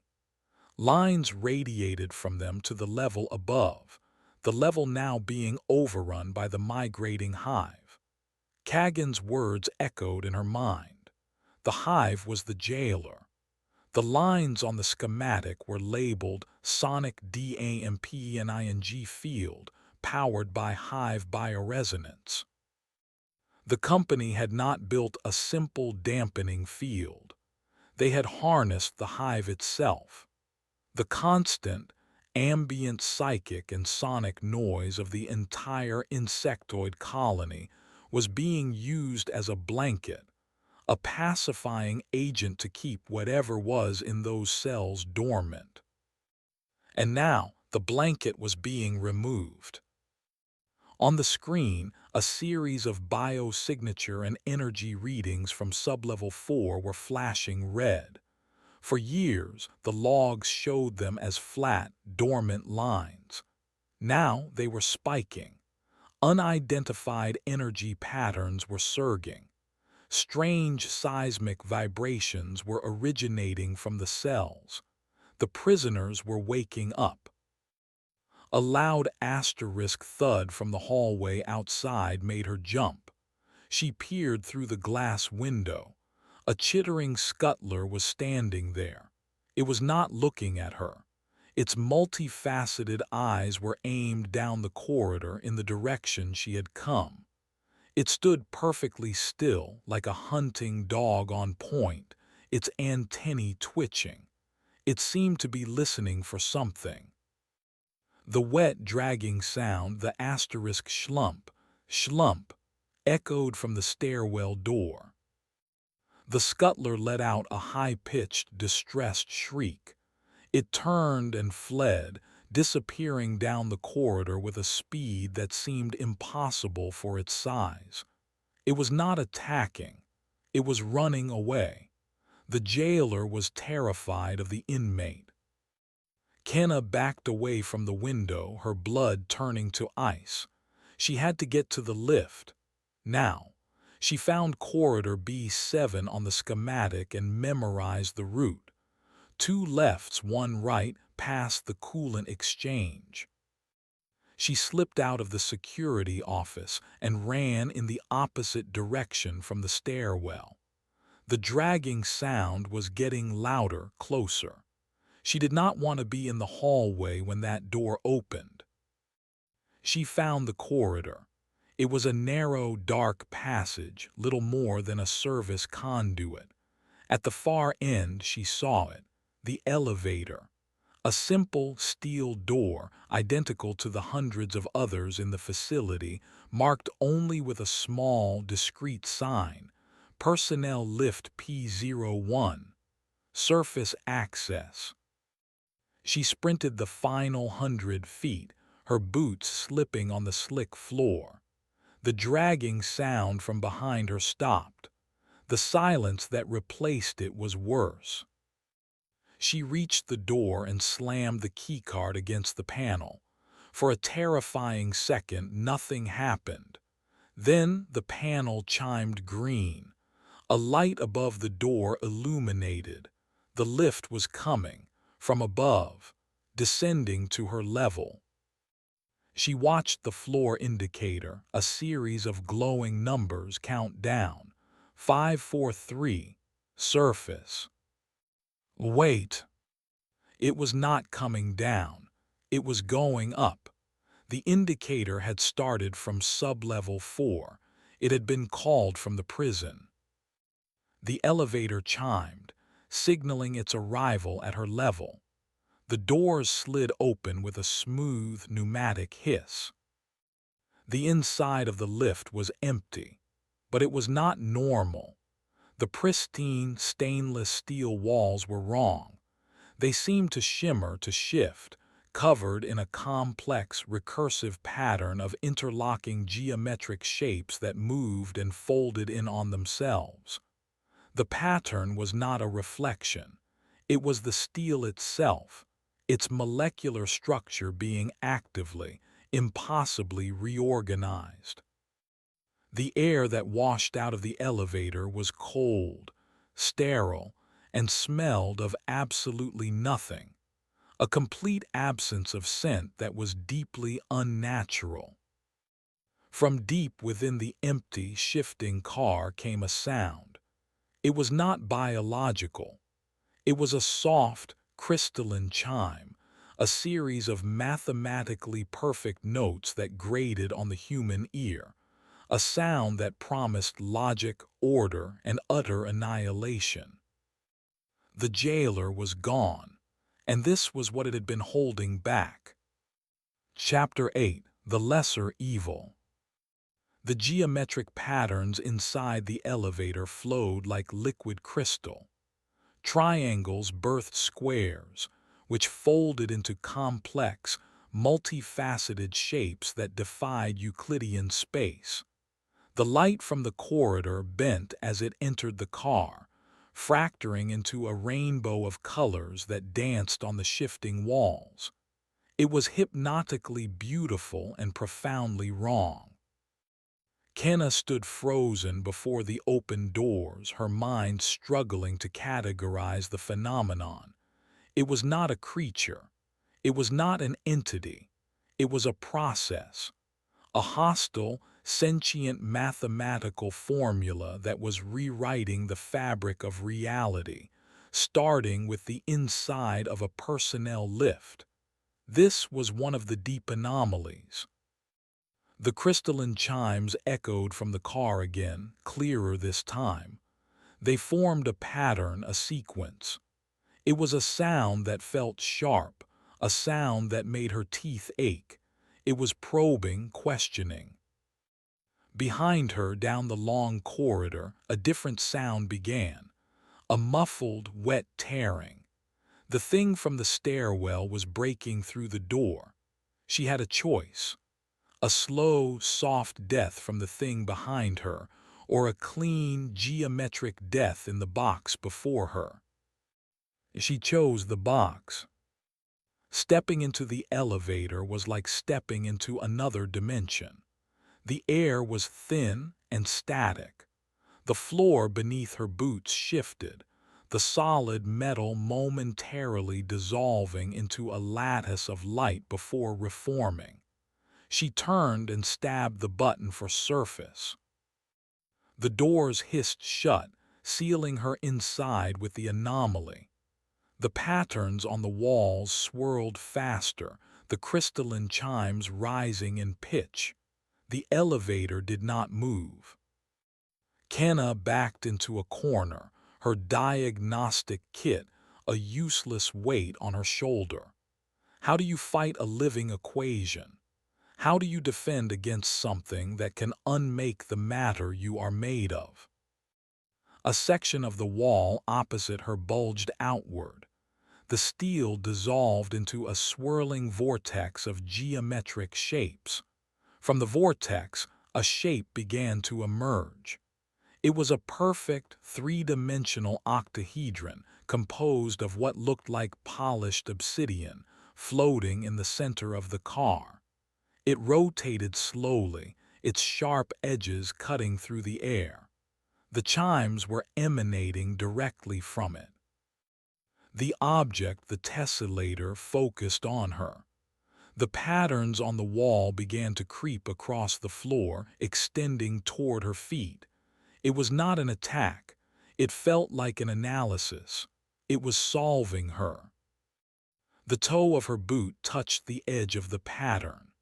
She watched, horrified, as the thick, synthetic material of the boot dissolved, not burning or melting, but disassembling. The black fabric unraveled into a million perfect, microscopic cubes that were then absorbed into the greater pattern on the floor. She scrambled back, pulling her foot away. A perfect, clean edge was cut from her boot, as if sliced by a laser. The octahedron drifted closer. The chimes became more complex, faster. The patterns on the walls began to mimic the weave of her operational suit, as if learning her composition. It was preparing to unmake her entirely. She was going to die. Her scientific mind, her entire identity, was about to be reduced to a footnote in a geometric proof. Desperate, she looked around the car. What could she use? What could break a pattern, chaos, an unpredictable variable? Her eyes landed on the emergency panel next to the door. A fire axe was locked behind a thin glass pane. She lunged for it, shattering the glass with her elbow. She ignored the sting of the cuts, her fingers wrapping around the axe's rubberized handle. She swung the axe with all her strength, not at the floating octahedron, but at the main control panel. The heavy steel blade bit deep into the electronics. Sparks erupted. The primary lights of the car flickered violently, died, then burst back to life in a chaotic, strobing flash. A high-pitched electrical squeal filled the air. The elevator, jolted by the raw feedback loop, slammed upward. The effect on the anomaly was immediate and dramatic. The crystalline chimes dissolved into a discordant shriek of digital noise. The floating octahedron convulsed, its perfect shape distorting, its facets cracking. The recursive patterns on the walls shattered into a million pieces, like broken mirrors. The ordered, mathematical perfection of the creature could not process the raw, unpredictable chaos of a massive electrical short. It was like screaming static into the ear of a master musician. The elevator was now a strobe-lit cage of terror, rocketing upward through the shaft. The tessellator writhed in the center of the car, trying to reform, its crystalline structure fighting against the chaotic electrical pulses. But the chaos was not enough. Slowly, methodically, the patterns began to reknit themselves. The shrieking noise began to resolve back into ordered, harmonic chimes. The anomaly was adapting. It was solving the chaos. And then the elevator passed sublevel 3. The outside of the shaft was no longer empty rock. It was a moving, crawling mass of life. Through the small window in the elevator door, Kenna saw them. Thousands upon thousands of chittering scuttlers, a river of pale, segmented bodies climbing the walls of the shaft. The entire hive was migrating to the surface. The effect their proximity had on the tessellator was catastrophic. If the electrical short was a burst of static, the psychic and biological noise of a million insectoid minds was a tidal wave of pure, organic pandemonium. The tessellator convulsed violently. The chimes shattered completely. The floating octahedron flew apart, dissolving not into a pattern, but into a fine black dust that swirled in the air. The shifting geometry on the walls snapped back into solid, stainless steel, with a resounding asterisk boom that shook the entire car. The anomaly was gone, repelled, neutralized by the sheer, overwhelming, vital chaos of the lesser evil. The elevator continued its ascent, the strobe lights finally settling into a steady, normal glow. Kenna stood shaking in the center of the car, the fire axe still clutched in her hands, covered in a fine layer of black dust. She looked at her boot, at the impossibly clean, sharp cut where a piece of it had simply ceased to be. Kagan was right. The company had not been containing a monster. They had been using a monster to contain a nightmare. The hive was not the plague. It was the bloody, brutal, terrifying cure. And they had just destroyed it. The elevator slowed. A soft, synthesized chime, a normal sound, announced its arrival. The doors hissed open. Kenna looked out into a clean, brightly lit hallway. White walls, polished floors. Two armed guards in crisp corporate security uniforms stood there, their expressions shifting from bored indifference to shock as they took in her appearance. Her wild eyes, the blood on her arm, the fire axe in her hands, the black dust coating her suit. "Ma'am," one of them said, his hand moving cautiously toward his sidearm. "This is a restricted level. You are not authorized to be here." Kenna took a single step out of the elevator onto the solid, stable floor of the surface installation. She was safe. She was out. She looked back down the corridor, toward the elevator she had just left, the gateway to the hell she had escaped. She could still hear it, a faint, deep thrumming from the very foundations of the building, the sound of the prisoners breaking their chains. "You need to get everyone out," she said, her voice a raw, broken whisper. "You need to run. It's all coming up." Chapter 9: The Quarantine. The two surface guards, whose names were Miller and Graves, were not trained for this. They were trained for Arctic storms, industrial espionage, and the occasional disgruntled roughneck. They were not trained for a blood-spattered scientist with a fire axe babbling about monsters and equations.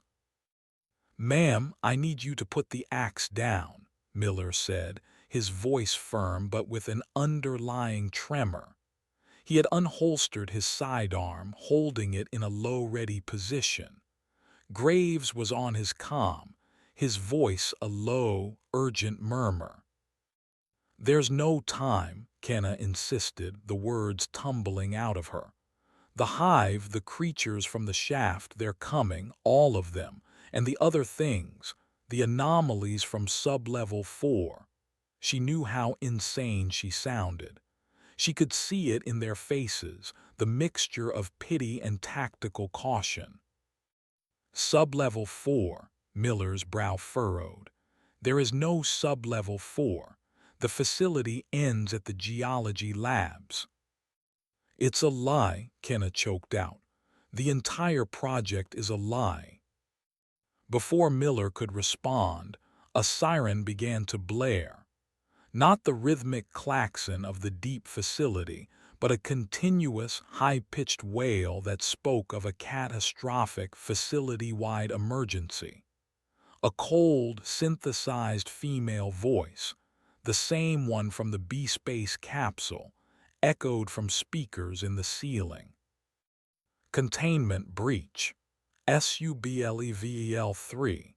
Initiating Protocol 9. All personnel to DESIGNATED safe zones. This is not a drill." The guards exchanged a look of pure alarm. Their disbelief evaporated, replaced by the grim acceptance of trained professionals facing a real threat. "Control, this is Miller," the guard snapped into his comm. "We have a civilian survivor from the deep elevator at P01. She's compromised, and Protocol 9 is active. What are your orders?" The reply was immediate, the voice of Director Valerius, crisp and cold even through the tinny speaker. "The survivor is your primary vector. She brought it up. Subdue her. Isolate her. Do not let her leave that corridor." Miller's face hardened. He raised his pistol, now aiming it directly at Kenna. "On the ground, hands behind your head, now." "You don't understand," Kenna pleaded, backing away. "I'm not the threat. The elevator shaft is the threat. It's an open door." A deep, shuddering tremor rocked the entire building, powerful enough to knock Kenna off her feet. The lights flickered violently. A network of hairline cracks spread across the polished floor. It was not a mechanical failure. It felt geological, as if the planet itself were spasming in agony. "What was that?" Graves yelled, steadying himself against a wall. On the wall behind the guards, a massive, reinforced blast door began to descend with a deafening hydraulic hiss, sealing the corridor. Protocol 9. They were being locked in, trapped. From the direction of the personnel elevator Kenna had just exited, a new sound emerged. A wet, tearing sound. She turned and saw the polished steel doors of the lift buckle outward. They were not being forced by a creature. They were being warped by a fundamental change in the space they occupied. The air around the elevator shimmered, and the white polymer wall panels began to flake away, not into dust but into fine, crystalline sand. The second anomaly, the thing from the stairs, was coming through. "What is that?" Miller shouted, his attention now torn between Kenna and the impossible phenomenon behind her. "Shoot it," Graves screamed, raising his own weapon. They opened fire. The sound of the pistols was deafening in the confined space. The bullets struck the shimmering air around the elevator and stopped. They hung suspended, their momentum stolen, before clattering uselessly to the floor. A thick, amorphous protoplasmic tendril, the color of a deep bruise, slid through the warped elevator doors. It was covered in what looked like mouths, hundreds of them, all opening and closing, issuing a low, gurgling moan. The creature, a formless progenitor, pulled its immense, gelatinous bulk into the corridor. It was the slow, soft death she had fled from in the sublevels. "Fall back," Miller yelled, grabbing Graves by the arm and pulling him away from the advancing horror. Kenna didn't hesitate. She scrambled to her feet and ran, not deeper into the facility but back towards the blast door that had just sealed. There was a small, reinforced panel set into the door, a manual override. Kagan's keycard. Maybe, just maybe. She slammed the card against the reader. The panel beeped, a single green light flashing. A heavy, wheeled crank unlocked from the wall. It would be slow, but she could open the door. She grabbed the crank and threw her entire body weight into it. Metal groaned against metal. The blast door began to rise, an inch at a time. Behind her, the guards were screaming. The protoplasmic creature was flowing down the corridor, a silent, unstoppable tide. It was not fast, but it was relentless. It covered the walls, the floor, the ceiling, its many mouths moaning as it advanced. Graves, panicked, emptied his magazine into the creature's mass. The bullets vanished into the gelatinous flesh with wet plops having no effect. The creature's tendrils lashed out. One of them wrapped around Graves's leg. He screamed as the mouths on the tendril clamped down, not biting but absorbing. His combat boot and the flesh beneath it dissolved, drawn into the creature's body with a sickening, slurping sound. Miller, seeing his partner's fate, made a choice. He turned and ran, not toward Kenna and the slim chance of escape, but toward a series of large, red canisters mounted on the wall. "Cryocoolant," he shouted, his voice strained with effort. "Main line." He put his pistol to the canister's main valve and fired. The valve shattered. A massive cloud of supercooled gas erupted into the hallway, a blizzard of white vapor that instantly dropped the temperature to far below zero. The gas washed over the formless progenitor. The effect was instantaneous. The creature's moans became a high-pitched, agonized squeal. Its fluid, amorphous body stiffened. The gelatinous flesh flash froze, turning brittle and crystalline. The tendril holding Graves shattered like glass, releasing him. The entire creature became a grotesque, frozen statue of mouths and pseudopods. Miller had saved them, but he had been too close. The cryogas washed over him as well. He froze mid-stride, his face a mask of shock and agony, his body instantly encased in a thick layer of white frost. He stood there, a frozen monument to his own sacrifice. Kenna stared in horror, then threw her weight against the crank again. The door was now open just enough for a person to slide under. She could hear movement from the other side. People. Survivors. Graves, his leg mangled and bleeding, was crawling desperately toward her. "Wait," he cried. "Don't leave me." Kenna hesitated. She could not lift him. She could not save him. The decision was made for her. The frozen statue of the anomaly began to crack. A deep, thrumming sound came from within its icy prison. It was thawing, and it was angry. "Go," Graves screamed, seeing it too. "Get out of here, warn them." Kenna squeezed her eyes shut and slid under the heavy blast door, the groaning metal scraping against her back. She emerged into another corridor, this one filled with panicked technicians and scientists, their faces pale with terror. They stared at her, this wild apparition emerging from a sealed containment zone. She didn't look back. She couldn't. She just ran with the crowd, away from the sounds of a man screaming and a frozen monster thawing, deeper into the heart of a facility that was rapidly becoming a slaughterhouse. Chapter 10: The Surface. The surface was a lie.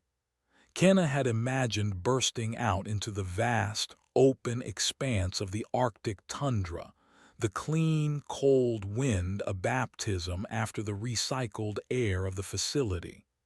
She had imagined the sky, a bruised purple in the perpetual twilight, stretching to infinity. The reality was another, more sophisticated cage. The fleeing personnel did not lead her to an exit. They led her to the installation's central hub, a massive domed structure called the atrium. It was a self-contained biodome, 100 yards across, designed to simulate a temperate environment for the long-term mental health of the staff. Towering artificial trees, their plastic leaves rustling in the breeze from hidden ventilation shafts, reached for a ceiling of reinforced plexiglass. Through the dome, the bleak, snow-swept landscape of the Arctic was visible, a beautiful and inaccessible panorama. This was the facility's designated safe zone, and it was rapidly becoming a trap. Hundreds of people were crowded into the atrium, a chaotic mix of scientists in lab coats, engineers in grease-stained coveralls, and corporate administrators in sharp suits. The mood was a cocktail of panic, confusion, and denial. A stern-faced woman with a director's insignia on her uniform stood on a raised platform, shouting through a megaphone, her words barely audible over the din. Remain calm. The facility's automated containment systems are engaged. The threat is isolated in the lower sublevels. Help is on the way. Kenna pushed through the crowd, her mind numb. Help was not on the way. The director was either a fool or a liar. The threat wasn't isolated. She had seen it. She had ridden in an elevator with it. She had watched it kill. She saw a large schematic of the facility on a wall-mounted display and pushed her way toward it. It was the same public-facing version Miller had believed in, showing only 3 sublevels. Red lights flashed over the lowest level, marking the containment breach. But the schematic also showed the atrium's status. All exits to the surface, the main hangar bay, the personnel tunnel, the cargo lifts were sealed. A heavy, red banner flashed across the top of the screen. Quarantine protocol engaged. Facility lockdown in effect. No exit. They weren't being protected. They were being contained. Director Valerius and the company were cutting their losses. They were sacrificing the entire installation and everyone in it to prevent the anomalies from reaching the outside world. It's not just in the sublevels. Kenna's voice was a croak. A man beside her, a young geologist with fear-wide eyes, turned to her. "What?" "It's here," she said, louder this time. "It's coming up." As if her words were a cue, a tremor shook the atrium, stronger than the last. This one was not a shudder, but a violent, vertical jolt, as if something colossal had punched the facility from directly below. A long, jagged crack fractured the plexiglass dome above them. A shower of crystallized dust rained down on the panicked crowd. The screaming started. The director on the platform fumbled with her megaphone, her commands lost in the rising wave of terror. And then, from the center of the atrium floor, it began. The polished marble floor tiles buckled upward. It was not an earthquake. The ground itself was being pushed from beneath. A mound of earth and shattered flooring rose, growing larger and larger, the size of a small hill. The crowd surged back, a human wave of terror, trampling the slow and the fallen. Kenna was swept along with them, her feet barely touching the ground. The mound split open. From the raw, dark earth emerged a nightmare. It was not a creature of flesh or chitin or geometry. It was a thing of root and soil and stone, a mockery of a living tree. A sump worm, but grown to a hideous titanic scale, its bark a writhing mass of calcified human remains, the fused, the failed offerings from the pit, now incorporated into its body.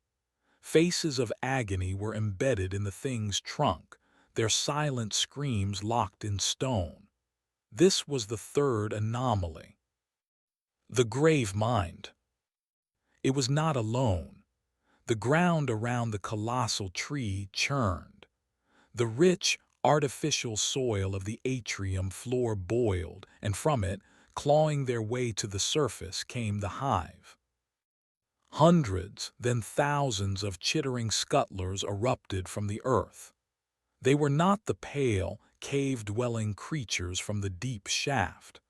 Exposed to the simulated sunlight of the atrium, their carapaces were changing, darkening to a mottled, predatory black and green, a chameleon-like adaptation that was happening in real time. The hive was not the main threat. It was an army, a vanguard. The scuttlers ignored the screaming humans. They swarmed up the trunk of the grave mind, finding purchase on the stony faces of the dead, and began to spread out across the atrium's ceiling, their claws finding purchase in the metal struts of the dome. They were forming a perimeter. They were securing the area. They were still acting as jailers. The grave mind at the center of the room pulsed, and a low, resonant hum filled the dome, a psychic moan that vibrated deep in Kenna's bones. It was a sound of immense, ancient hunger. The faces embedded in its trunk began to glow with a faint, sickly green light. Kenna watched, paralyzed with a new and more profound horror. The hive was not here to kill them. The grave mind was not here to attack them. They were here to stop the first two anomalies from getting out. The formless progenitor and the tessellator were forces of pure consumption and deconstruction. They would have dissolved the entire facility, the ice shelf, and perhaps the planet itself. The hive and the grave mind were different.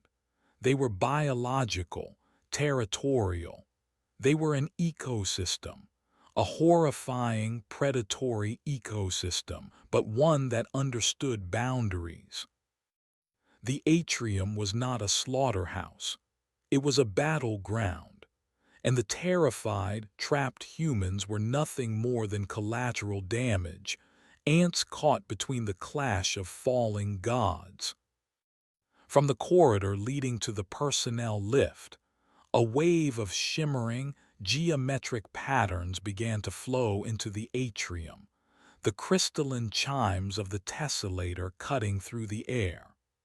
From another entrance, the gurgling moans of the formless progenitor echoed as it squeezed its bulk through a shattered doorway. The prisoners were loose. The grave mind pulsed again, a deep, commanding thrum.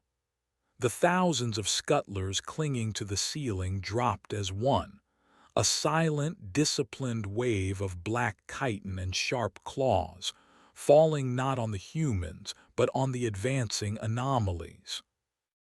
The war for B-space had begun, and the handful of human survivors were trapped squarely in the middle of it. Chapter 11: The Crossfire. The atrium became a vortex of impossible violence. It was a battlefield where the laws of physics were casualties. The air, already thick with the screams of trapped personnel, was now filled with the shriek of crystalline equations, the gurgling of protoplasmic flesh, and the high-pitched battle cries of a million insects. Kenna was knocked from her feet in the initial surge of the crowd. She found herself pressed against the curved wall of the dome, near a thicket of artificial ferns. From this vantage point, she had a horrifying, panoramic view of the chaos. It was a war fought on three fronts. The chittering scuttlers, a disciplined black tide, crashed against the formless progenitor. They leaped onto its gelatinous mass, their claws and mandibles tearing at the creature's flesh. But the progenitor had no vital organs, no central nervous system. For every pound of matter the scuttlers ripped away, the creature regenerated it, its many mouths moaning as it absorbed the fallen insects into its own body, their chitinous forms dissolving into the protoplasmic soup. It was a battle of attrition, a war of mass against mass. The second wave of scuttlers engaged the tessellator. This was a battle of a different kind. The insects, creatures of chaotic, organic life, were anathema to the anomaly's ordered existence. As they swarmed over the shimmering geometric patterns, their very presence caused the equations to corrupt. But the tessellator was a lethal opponent. Where its patterns touched the scuttlers, they did not wound, they erased. Insects dissolved mid-leap into clouds of perfect cubic dust. Entire squads of scuttlers were unmade, their chaotic biology reduced to neat, orderly nothingness. And in the center of it all stood the grave mind. The colossal tree of fused bodies did not move. It was the general, the anchor. It pulsed with its low-frequency psychic hum, a steady, rhythmic beat that seemed to coordinate the hive's assault. The glowing green faces of the fused embedded in its trunk stared out at the battlefield, their expressions of frozen agony now seeming like masks of grim concentration. The humans were an irrelevance. They were trampled by the swarming hive, absorbed by the advancing protoplasm, or simply erased from existence where the tessellator's influence spread. Kenna watched as the company director, the one who had been shouting orders from the platform, was caught by a wave of shifting geometry. Her megaphone clattered to the floor. Then her hand, then her arm, then her entire body was neatly and silently disassembled into a cloud of shimmering particles. Survival was no longer about fighting. It was about escaping the battlefield itself. Kenna scrambled along the wall, staying low, using the decorative foliage as cover. The main exits were sealed. The dome above was cracking, but it was still hundreds of feet up. She needed another way out. Her mind raced, sifting through the mental maps she had built of the facility. The schematics. She remembered seeing service conduits, maintenance tunnels that ran beneath the atrium floor. They were not designed for people, but they were a way out of this room. She spotted a small, unmarked maintenance hatch near the base of the wall, partially hidden behind a bank of humming atmospheric processors. It was her only chance. Keeping her head down, she darted from cover to cover, the sounds of the alien war her only camouflage. A scuttler, its carapace cracked and leaking green ichor, landed near her. It ignored her completely, its multifaceted eyes fixed on the greater threats. It let out a weak chitter and charged back into the fray, only to be engulfed by a wave of the progenitor's flesh. Kenna reached the hatch.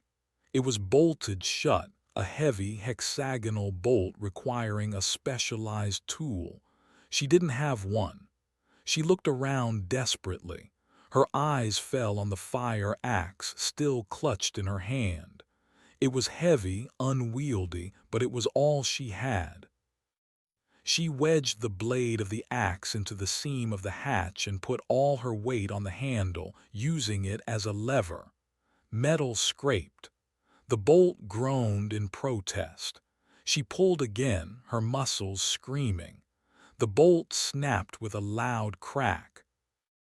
She ripped the heavy steel hatch open and stared down into darkness.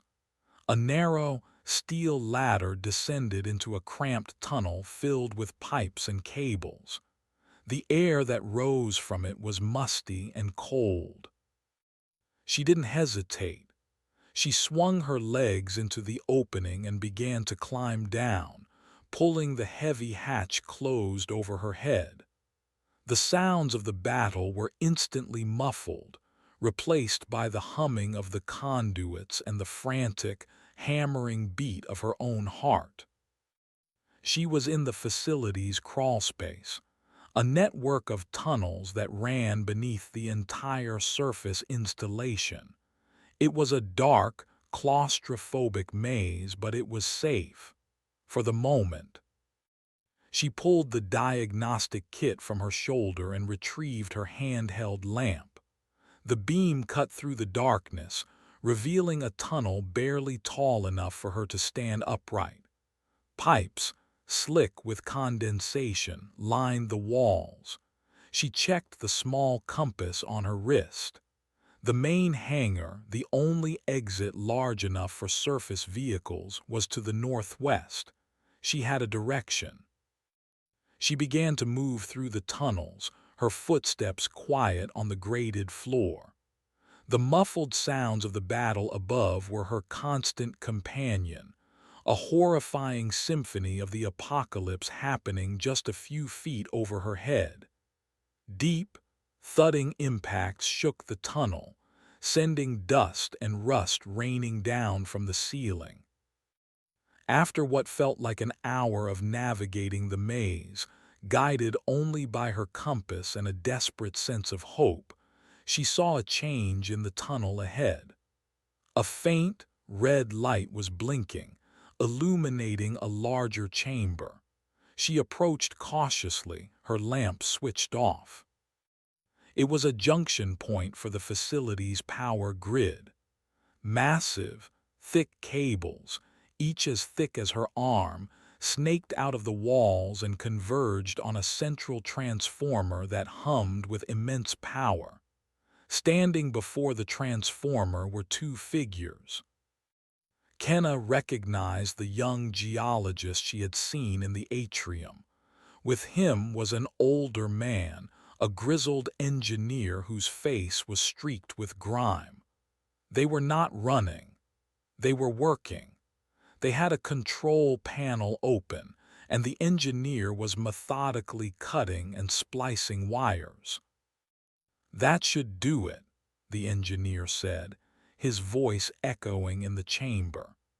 "If we overload the central transformer, the resulting surge should be enough to blow the primary locks on the hangar bay doors.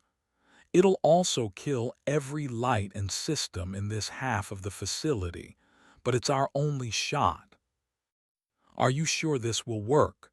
the geologist asked, his voice trembling. "Kid, I've been keeping this rust bucket running for 20 years, the engineer grunted. "I know every circuit and every shortcut. This will work." Suddenly the engineer froze. He tilted his head, listening. "Do you hear that?" Kenna heard it too, a faint, rhythmic clicking. It wasn't the chaotic chittering of the hive. This was a slow, deliberate sound. It was coming from the tunnel she had just emerged from. The engineer grabbed a heavy, industrial wrench from his tool belt. "Get behind the transformer," he ordered the geologist. "Something's down here with us." Kenna pressed herself into the shadows, her heart in her throat. A figure emerged from the darkness of the tunnel. It was a chittering scuttler, but different from the others. It was larger, its carapace scarred and ancient. One of its scythe-like forelimbs had been replaced with a crude but effective prosthetic, a sharpened piece of metal salvaged from the facility itself. This was not a mindless drone. This was a veteran, a survivor. But it wasn't looking at the two men. Its head was cocked, its antennae twitching as it sensed something else, something much closer. From the ventilation shaft directly above the engineer, a shimmering, geometric pattern began to form on the grate. The tessellator. A fragment of it had survived, or perhaps it could exist in multiple places at once. It had learned. It was not announcing itself with chimes. It was being stealthy. It was hunting. The scuttler veteran saw it. It let out a low, guttural hiss, a sound of pure hatred. It ignored the humans completely, its ancient enemy its only concern. It crouched low, preparing to spring. The engineer, seeing the shimmering grate above him, finally understood. His eyes went wide with terror. He had no chance to react. The pattern solidified. A beam of pure deconstruction, of ordered nothingness, shot down from the grate. The engineer, the panel he was working on, and a section of the floor simply ceased to exist, erased in a silent flash of fractured light. The overload sequence he had initiated, however, was now a runaway chain reaction. The central transformer began to whine, the sound rising in pitch. Blue arcs of electricity began to leap from its terminals. The entire chamber was about to explode. Chapter 12. The Message. The Scuttler veteran did not hesitate. The death of the human was irrelevant. Its true enemy was revealed. With a chittering roar, it leaped, not at the space where the engineer had been, but directly onto the overloading transformer. The creature's body absorbed the massive electrical charge. Its chitinous armor glowed a brilliant, incandescent blue. It became a living conduit, a creature of pure, chaotic energy. It shrieked, a sound of both agony and triumph, and launched itself upward, a biological missile aimed at the ventilation grate. It struck the shimmering pattern of the tessellator with the force of a thunderbolt. The impact was silent but absolute. The ordered mathematical perfection of the anomaly and the raw, chaotic bioelectricity of the scuttler annihilated each other in a flash of pure white light. The light was so bright it burned afterimages onto Kenna's retinas. The vent, the creature, and the anomaly were all gone. Only a scorched, blackened circle on the ceiling remained. The geologist screamed, shielding his eyes. The transformer, its energy discharged, went silent. A single emergency bulb flickered on, casting the chamber in a weak yellow glow. Kenna stumbled out of the shadows, her ears ringing. The overload had failed.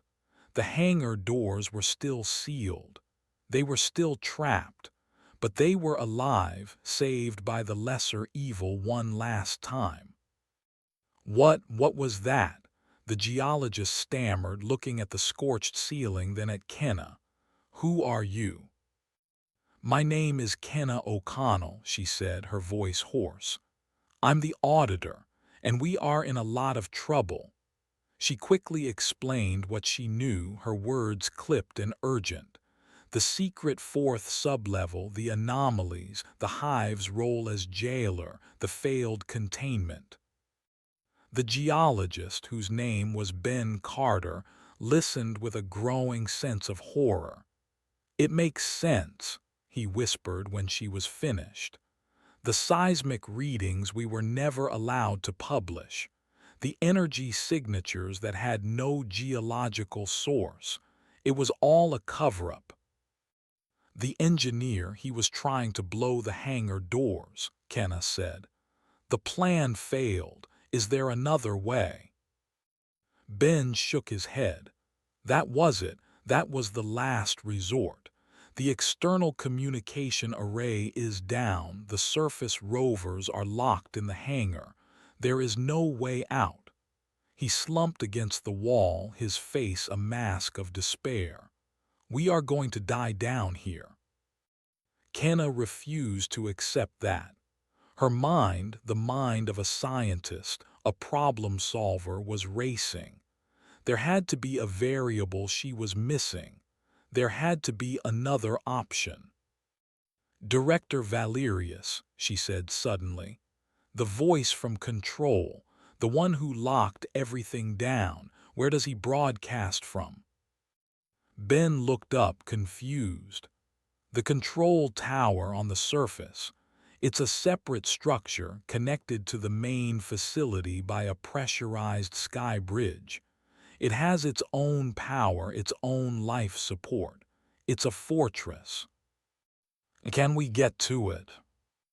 The sky bridge is on the other side of the atrium, Ben said, his hope instantly extinguished. We'd have to go back through that war. Kenna's mind was already working. Not through it, over it. She pointed upward at the network of pipes and conduits that crisscrossed the ceiling. The maintenance crawl space extends over the entire facility, including the atrium. It's a straight shot right over the battlefield. It was a desperate, insane plan, but it was the only one they had. The journey back through the tunnels and up into the crawl space above the atrium was tense and silent. When they reached the graded catwalk that ran across the massive dome, they lay flat on their stomachs, peering down through the mesh. The scene below was even more hellish than before. The battle had devolved into a meat grinder. The floor was a carpet of dead scuttlers and pulsating, dissociated chunks of the progenitor's flesh. The grave mine still stood, but it was damaged.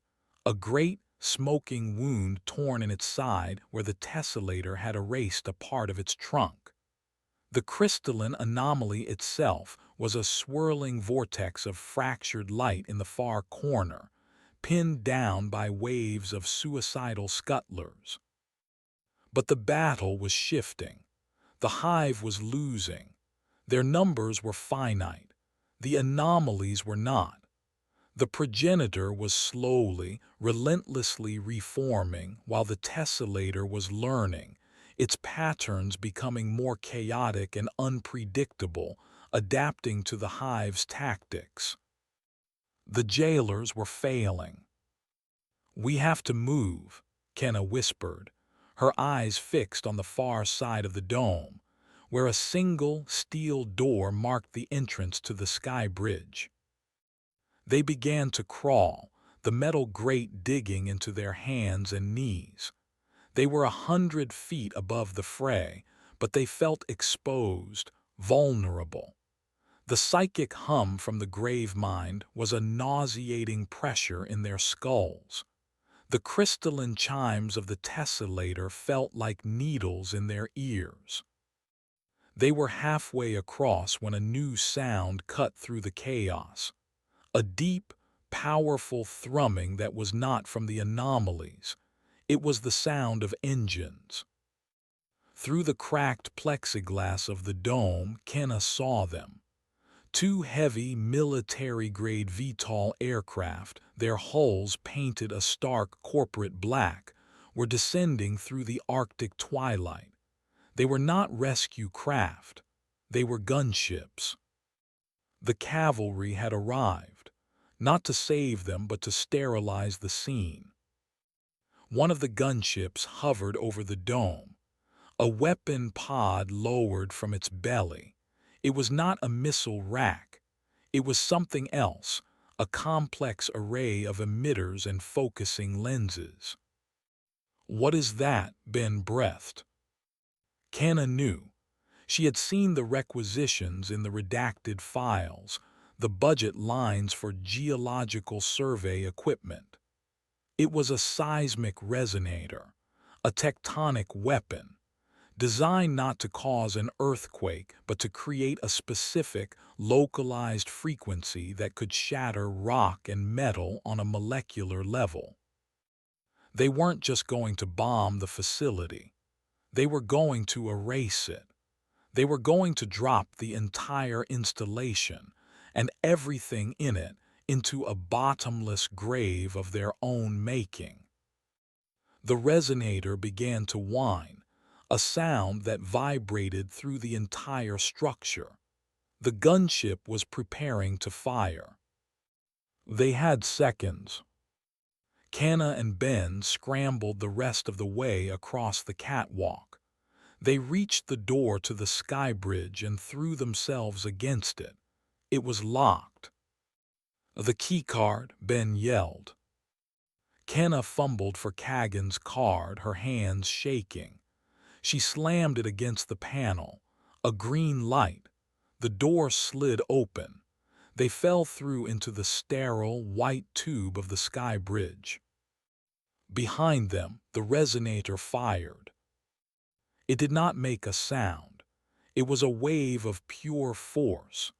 The entire atrium, the dome, the artificial trees, the battling monsters, the hundreds of dead and dying, simply turned to dust. The plexiglass, the steel struts, the concrete floor, it all disintegrated in a silent, expanding cloud of gray powder. The wave of deconstruction hit the sky bridge. The reinforced tube groaned, twisted, and then snapped. Kenna and Ben were thrown violently as their section of the bridge, the part connected to the control tower, held firm, while the rest of it plunged into the newly formed, mile-deep chasm where the B-Space facility had once stood. They were alive. They had made it. They stood in the stump of a sky bridge, looking out at a gaping, perfectly circular hole in the Arctic tundra, from which a plume of gray dust rose like smoke from a funeral pyre. The problem was solved. The contamination was contained. Kenna looked at the control tower at the end of their bridge. A single, dark figure was visible through the panoramic window, looking down at the destruction he had wrought. Director Valerius. He had won, but he did not know about the survivors. He did not know that his perfect, sterile solution had failed. Because as Kenna stared into the abyss, she saw something. Deep within the dust cloud in the heart of the new chasm, a faint, sickly green light began to pulse. The grave mind was wounded, but it was not dead. It was a root, and its garden was the entire planet. And beside her, Ben Carter began to cough. He coughed once, twice, and then a fine, black, crystalline dust, the remnants of the tessellator, trickled from the corner of his mouth. The facility was gone, but the message had been sent. The anomalies were free, and she and Ben were the first carriers of the plague. Chapter 13. The Vectors. The control tower was a monument to corporate arrogance. It was a sleek, black needle of chrome and reinforced glass, stark against the endless white of the tundra. Inside, it was a world of hushed tones, cool blue light, and the quiet hum of absolute power. Director Valerius stood before the main observation window, his hands clasped behind his back, a modern emperor surveying the tomb he had just created. He did not see them at first. Kenna and Ben were small figures in the wreckage of the sky bridge, their forms obscured by the swirling dust from the chasm. Valerius was watching his instruments, confirming the success of his scorched earth policy. Seismic readings, stable. Biosignatures, 0. External radiation, nominal. The B-Space project was officially concluded. A tragic loss, the reports would say. An unforeseen geological event. All assets and all witnesses were liquidated. Then one of his subordinates, a young technician with a headset, turned from her console. "Sir," she said, her voice trembling slightly, "there's something wrong with the Skybridge sensors. They're showing life signs." Valerius turned slowly, his cold, gray eyes scanning the ruined bridge. He saw them, two survivors, an impossible, unacceptable variable. His sterile solution was contaminated. His lips tightened into a thin, hard line. "Security," he said, his voice a low command into his wrist comm. "Two unauthorized individuals are on the Skybridge remnant. On my authority, use lethal force. Eliminate the contingency." He turned back to the window, expecting to see a squad of his black-clad guards emerge. expecting to witness a quick, clean end to the problem. He did not expect to see one of the survivors collapse. Ben Carter fell to his knees, his body racked with convulsions. The black, crystalline dust that poured from his mouth was no longer a trickle. It was a stream. Where it touched the metal floor of the bridge, the deck plating shimmered and began to dissolve into the same recursive, geometric patterns Kenna had seen in the elevator. The tessellator was not just a creature or a place. It was an idea, a self-replicating pattern, a virus that attacked the laws of physics. Ben was not infected with a disease. He was the disease. He was becoming a living gateway for the anomaly. Kenna scrambled away from him, a new final horror dawning in her mind. They hadn't escaped. They had been allowed to escape. They were carriers, vectors, the perfect delivery system to bypass the quarantine. The ground beneath the control tower began to tremble. Not a violent tremor, but a deep, rhythmic pulse. The green light from the chasm grew brighter, casting an ugly, nauseating glow on the underside of the clouds. From the edge of the newly formed crater, the earth began to churn. Great dark roots, thick as pythons and covered in the same agonized, glowing faces of the fused, clawed their way to the surface. The grave mind was re-establishing its territory. The Arctic tundra was its new garden. The security squad, 4 men in heavy tactical gear, burst onto the sky bridge from the control tower entrance. They raised their rifles, targeting Kenna. "Don't move," their leader shouted. They never got a chance to fire. Ben, or the thing that had been Ben, let out a shriek that was not human. It was a sound of pure, crystalline mathematics, a shriek of digital noise. His body dissolved completely into a swirling vortex of black dust and fractured light. The vortex pulsed once, and a wave of pure deconstruction erupted outward. The security team, their rifles, and the first 20 feet of the sky bridge were simply erased from existence. They did not scream. They did not fall. They were gone. The bridge was now a crumbling precipice, ending in a clean, sharp edge of nothingness. Kenna was thrown back by the force of the event, her head striking the durasteel wall. The world swam. Inside the control tower, chaos erupted. Alarms blared. Technicians scrambled from their posts as the geometric patterns began to eat their way through the blast door that sealed the sky bridge. Director Valerius watched, his face a mask of disbelief. His fortress was being unmade from the outside in. His perfect, orderly system was being consumed by a logic more absolute than his own. He backed away from the window, his eyes darting around the room, no longer an emperor but a rat in a cage of his own design. He saw the second VTOL gunship still hovering outside. An escape. He ran for the tower's rooftop access ladder, shoving his own subordinates out of the way. He would get out. He would call for a wider quarantine. He would sacrifice a continent if he had to. The system had to be preserved. Kenna pushed herself up, her vision blurry. The sky bridge was gone. Ben was gone. The tower was about to be consumed. But she saw Valerius, a fleeing figure climbing the ladder to the roof. A cold, clear certainty settled in her mind. This could not be allowed to end with him escaping.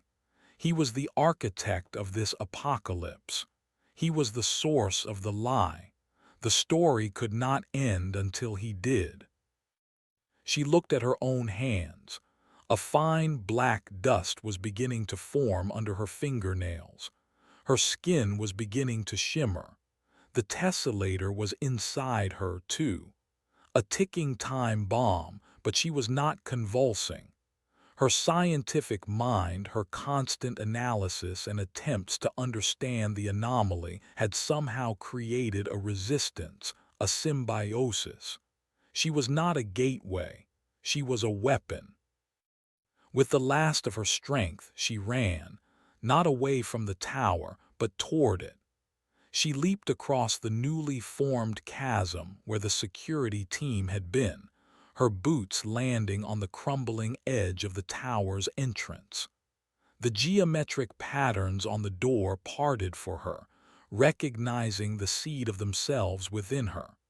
She passed through the dissolving blast door as if it were a ghost.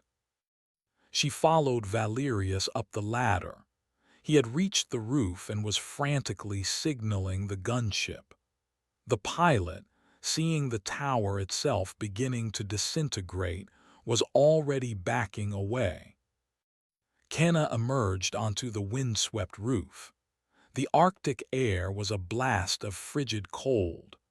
Below them, the grave mine's roots were spreading, turning the pristine white tundra into a writhing, green-glowing hellscape. Valerius turned, his face contorted with rage and fear when he saw her. "You," he screamed over the wind, "you are the contaminant. You have ruined everything. You built a prison on top of a nightmare, and then you rang the dinner bell," Kenna shouted back, advancing on him. "This is your system, Valerius. This is your procedure running its course." Her hand began to shimmer, the flesh becoming translucent, revealing the swirling geometric patterns within. "You wanted to study them," she said, raising her hand. "You wanted to weaponize them. Here is your first field test." Valerius stared at her hand, his corporate arrogance finally shattering, replaced by a pure, primal terror. He understood. He was not facing a vengeful survivor. He was facing a living embodiment of the consequences he had unleashed.